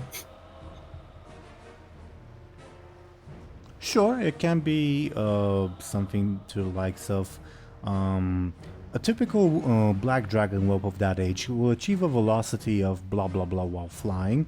I don't know how useful that is to Bladebeard. It's useful as background noise if nothing else. But they will say, I recommend dodging it when it reaches this point. Blah blah blah. Would that be helpful? Would it give me +2? Yeah. Oh, then it would be helpful. Next up is Gurin. What shall good old Gurin do? He'll also assist Bladebeard. How? I don't know. By just being there, he's his childhood hero, and he gives him inspiration. Fair enough. Gurin does so. Benjamin and Lyri. Actually, sorry, go ahead. just before Lyri's turn, I guess, I think Gafakar will concede the fight. He would like to jump overboard and swim over to the Warlord's Revenge as a concession, as him conceding. Do you have any terms you'd like to impose upon him? Could he try his best to convince the others to not pursue, if they somehow manage to do that, I guess? Sure, that's acceptable. Doesn't mean he'll succeed, but it's an acceptable demand. Sure. Okay. Gafakar jumps overboard, says to Moarg, I'll have roast ogre some other time in Orcish. And jumps over and swims over to the Warlord's Revenge. Do you guys want to end the combat? Because it's only the Wope and maybe the Magcar Orc. Or do you guys still consider that it's a combat situation? I mean, we just want to tame the dragon, to be honest.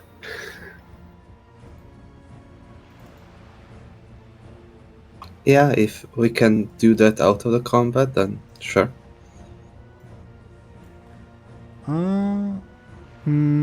I guess it will still be combat then. Fine. Okay. So Benjamin, Lyri, it's your turns. Just for the meme of it, I'll also be assisting Bladebeard. Okay, well, Lyri sees that Benjamin is wasting his time on a dragon. Lyri is going to go into the deck of the ship and see what they have. May I get a careful from you? As sure. an inspection? A -1.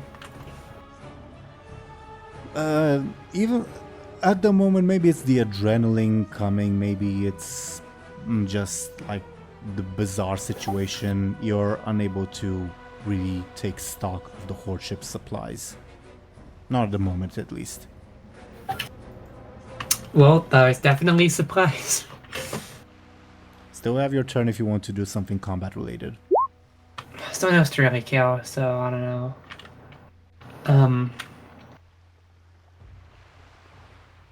No, Lyri will just spend her time under, or I guess in the deck of the ship, whatever, under the deck, in the hull, whatever, that place. Sure. Makes sense to me. Bladebeard, it is now your turn. You have 3 assists at the moment. Also, Benjamin, how are you assisting Bladebeard? I don't know if we established that. I guess it depends what he's doing.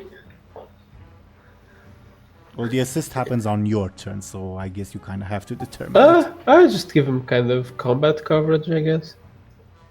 Sure. Bladebeard? I guess Bladebeard will jump and hit the dragon with his sword. Sounds like I think that's a forceful, attack. Alright. Can you roll me your forceful and your sneaky, please, for simplicity's sake? So my sneaky is 7. My forceful is 2. Since I'm attacking with a bladed weapon, it's 4. And my 4 assists, it's 8. Okay. 8.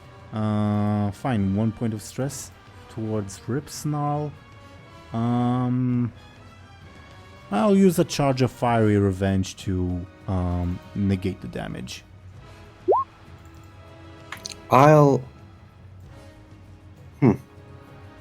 Should I like reroll? Wait, what did I roll?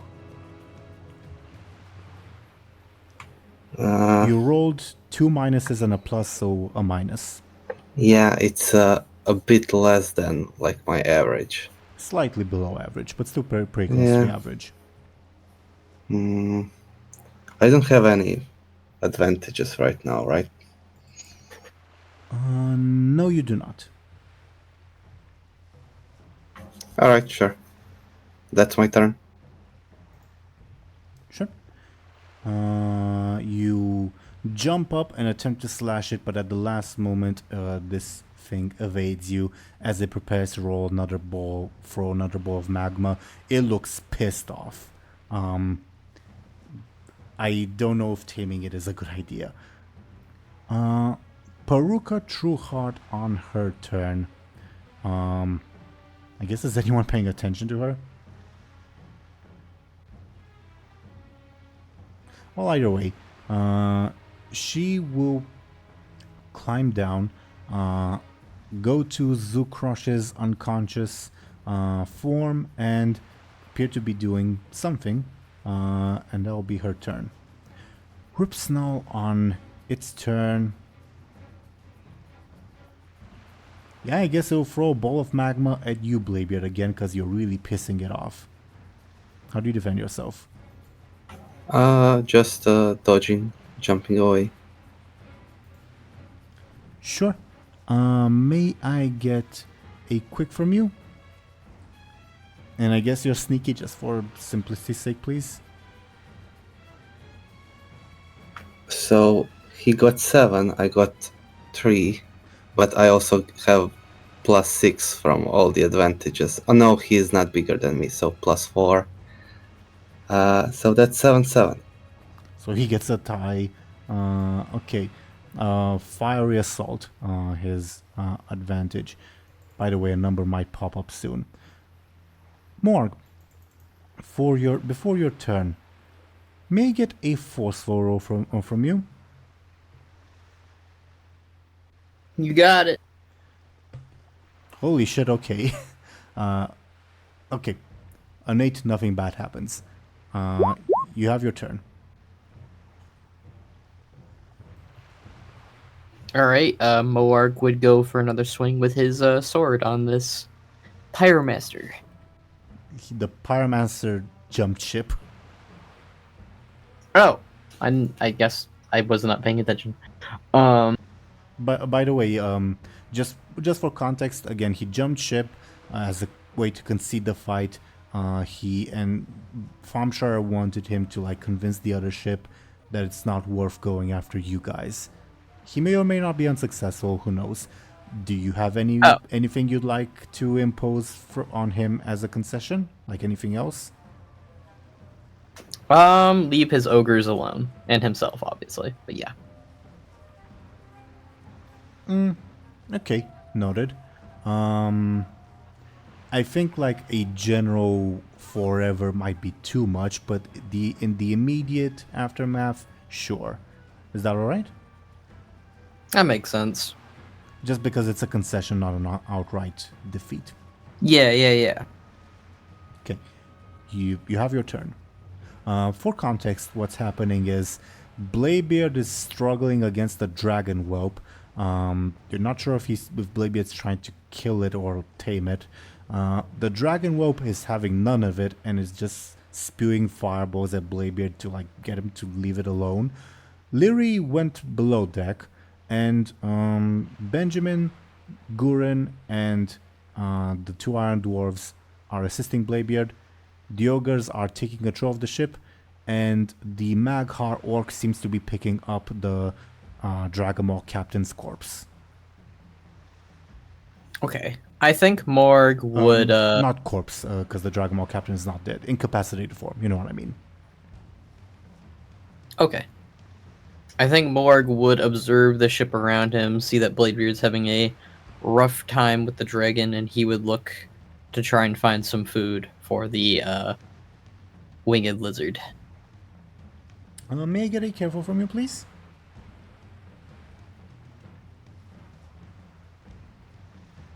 I got a 0, I think. You got a 0. Everything around looks kind of like food. The orc corpses, maybe, but that you don't think that's good dragon food, not baby dragon anyway. I guess he would continue to look around for his turn. Okay. Let's say, I guess you attempted to create an advantage and failed, I guess, if you want. Sure, that works. Sure. Ogres are seizing control of the ship. What would Hroggy and Brick do, Bladebeard? Continue assisting Bladebeard by helping him train the dragon. Sure. Brig, I think, will say, Prime Designate, I believe this endeavor is inefficient. May I suggest a proper application of arcane magic? Sure. He has suggested it. He has nothing more to add. All right. He did say, may suggest, not may do it. Okay. Not that he can do it anyway. What shall Guren do?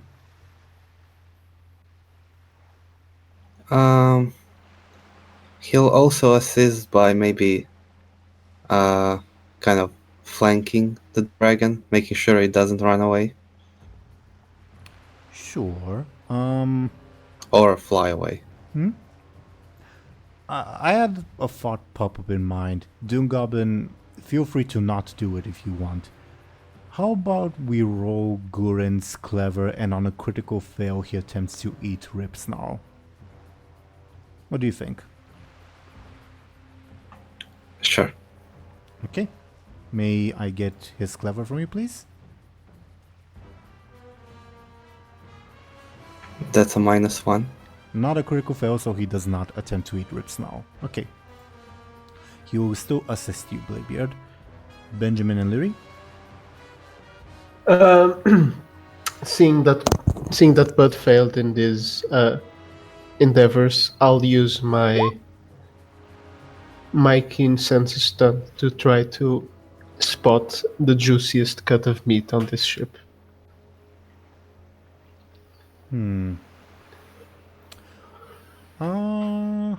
That would be Bladebeard. I think dwarves are supposed to, in Warcraft lore at least. I know in Warhammer it's a thing, but I think it's the same in Warcraft, but I'm not sure. But dwarves are supposed to taste kind of rocky, I think.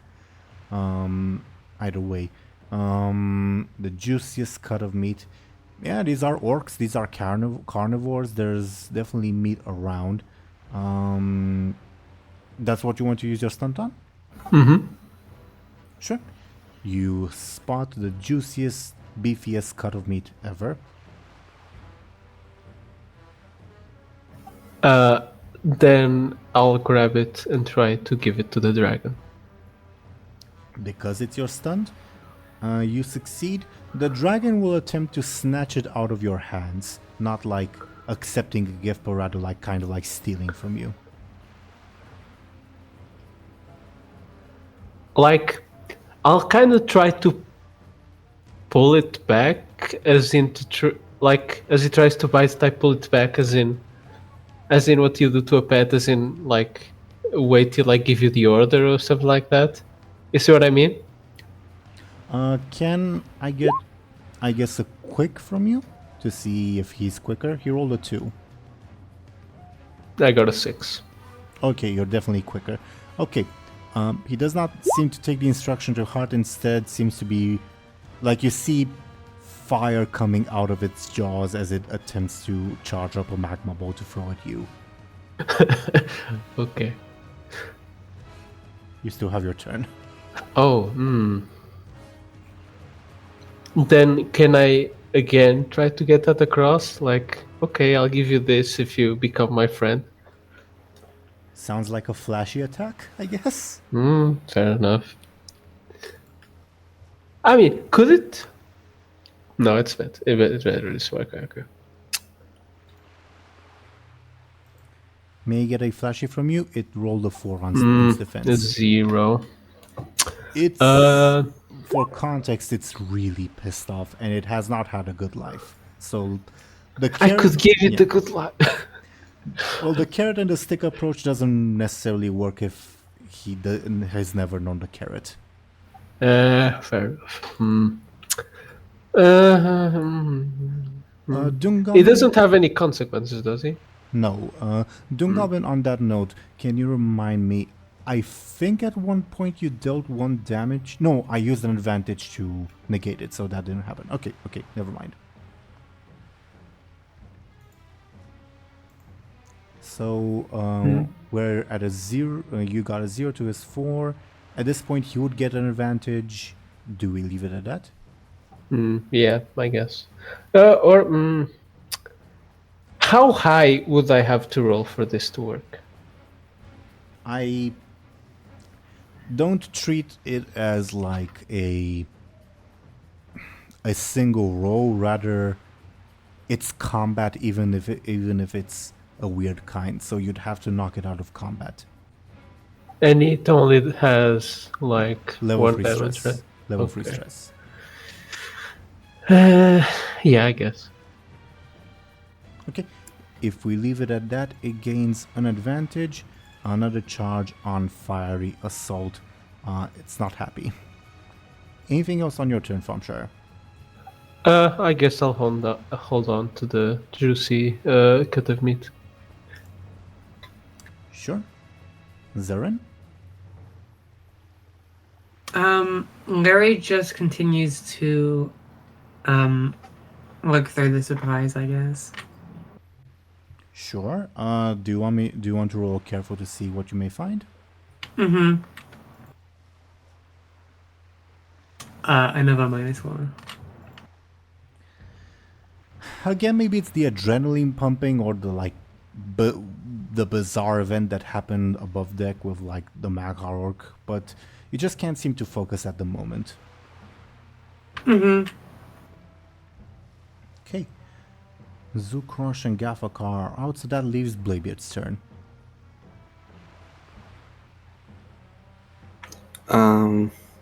I was thinking of maybe using the hourglass of memories to like play the recording of a dragon roar from Kyrie.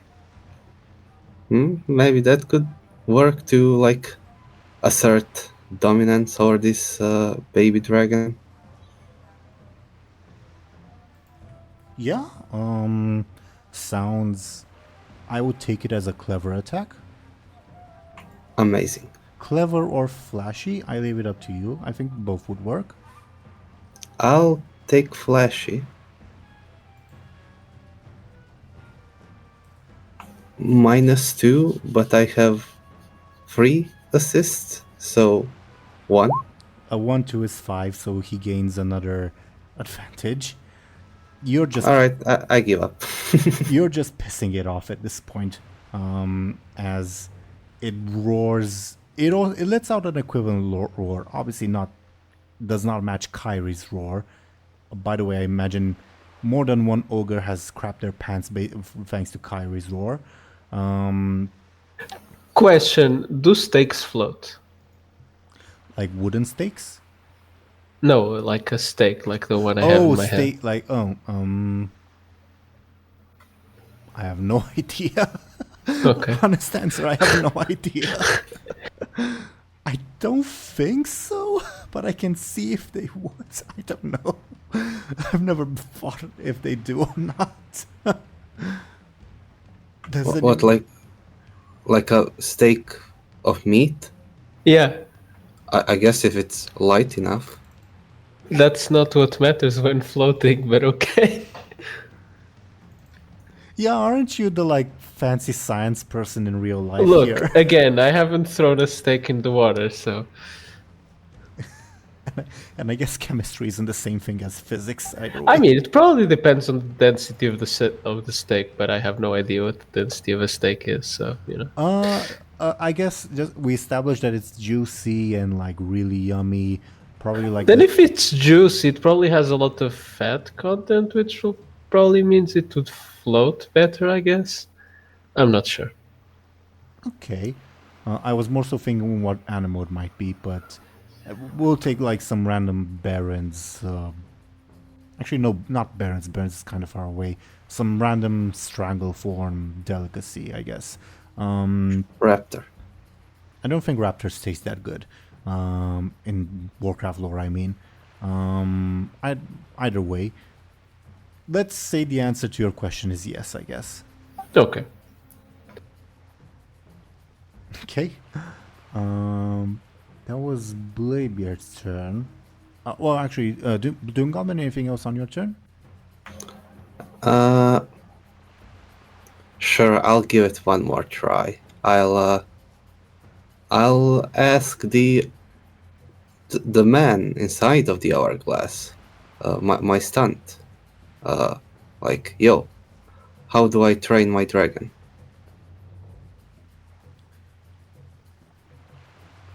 Grab it, pour your magic in, bend it to your will.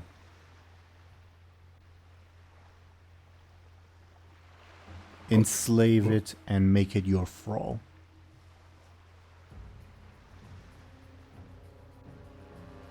Yeah, that's what I've been doing, but it ain't working. Bob, do you think the hint is sufficient for your stunt, or do you want more? Well, I guess it's fine, but it's nothing new, I guess. Anything else on your turn? Nope. Paruka Trueheart, having spent a turn with the incapacitated body of Captain Zukrosh, will teleport away along with the body.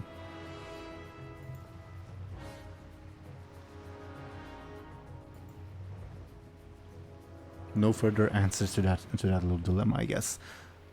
Rip Snarl on its turn. What shall it do? Because it's pissed off at a bunch of people. Who's it more pissed off at, Benjamin or Bladebeard? I guess Benjamin, because Benjamin has something yummy. Benjamin, how do you defend yourself from it breathing lava at you? I'll jump to the side and kind of... no, I'll just jump to the side. I was going to do something crazy, but I don't want to get damaged, so I'll just do that. Sure. May I get your quick, please? Is this a forceful attack, by the way? Very much so. Then I got an 8. I guess, can you... Actually, DoomGoblin, can you roll me your sneaky for the whelp? Because my roll isn't showing up yet. What did you get? 6. 6 to your 8. Okay, so...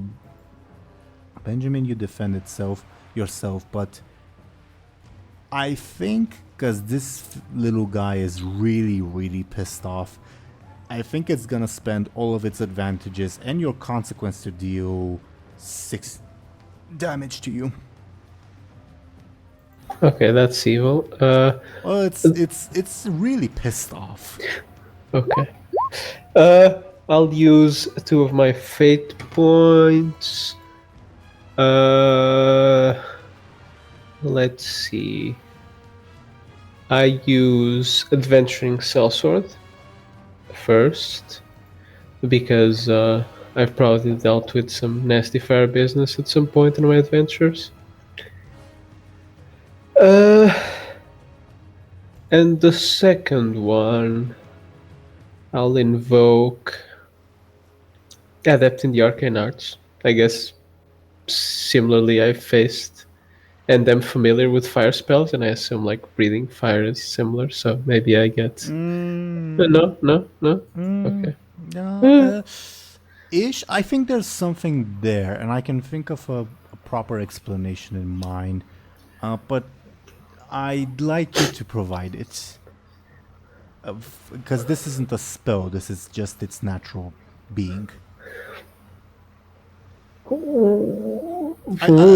Again, I think there is something, an argument there to be made, but it's your argument to make, not mine.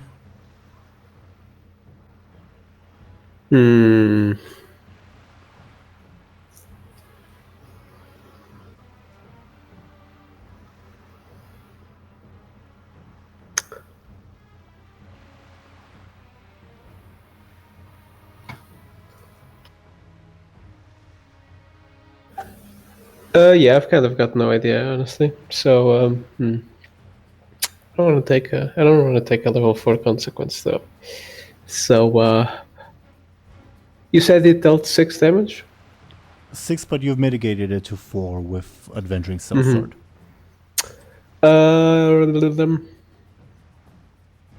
Of course, the other players, if they have suggestions for you, they can pitch in.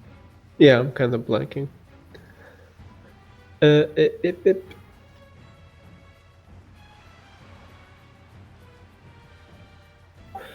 Could I use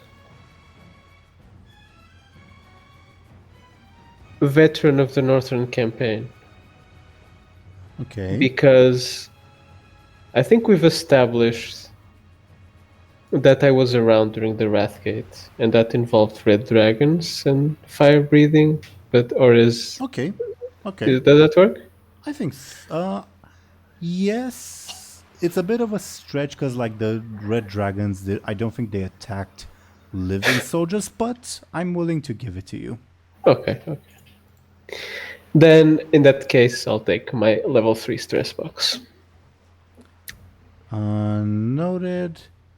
I'm really tempted to spend a fate point, but I think I'll save it. Okay. Your level 3 stress incoming. Morg, it is your turn.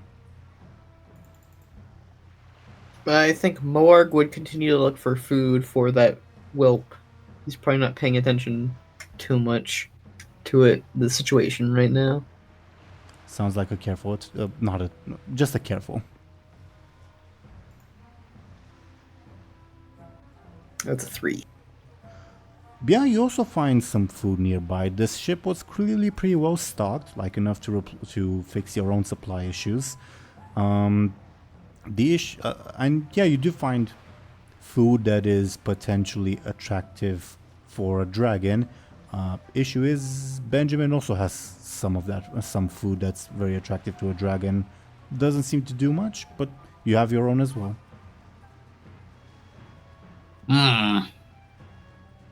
Whelp seems to be quite angry. I think its voice is now hoarse from how much roaring it's done and fire throwing and all that. It's really pissed off. Maybe we set it free?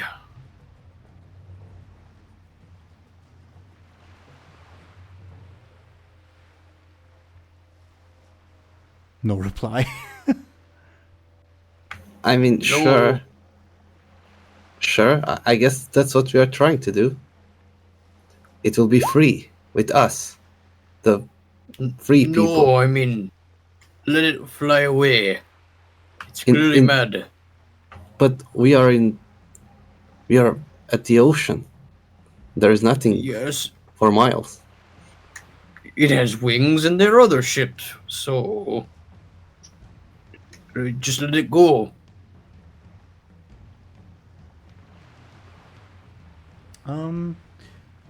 Above board, it's kind of gone berserk. I don't think it's in a state to depart unless sufficiently beaten up, I guess. Say I throw the mega juicy steak overboard, would it follow it? Can I get a careful from you to see if what you think? A 4. Because it's your stunt, yes. If it wasn't your stunt, no. But Okay. it is your stunt, so yes. Okay. I have to wait for my turn, I assume. If you want, we can do it now to end the combat. It's up Yeah, to I'll you. do it now. Okay. Well, I guess let's do the other players agree to end the combat, I guess? Out of order, so to say. Okay. Sure. Okay. Lyri, Aaran, do you also agree? I have no stakes in this. Fair enough. Benjamin, you chuck the meat overboard. The whelp flies down, catches it in its mouth, and heads. I guess probably for the good fortune. Maybe not the good fortune itself, but like the rock that it's moored at, if that makes sense.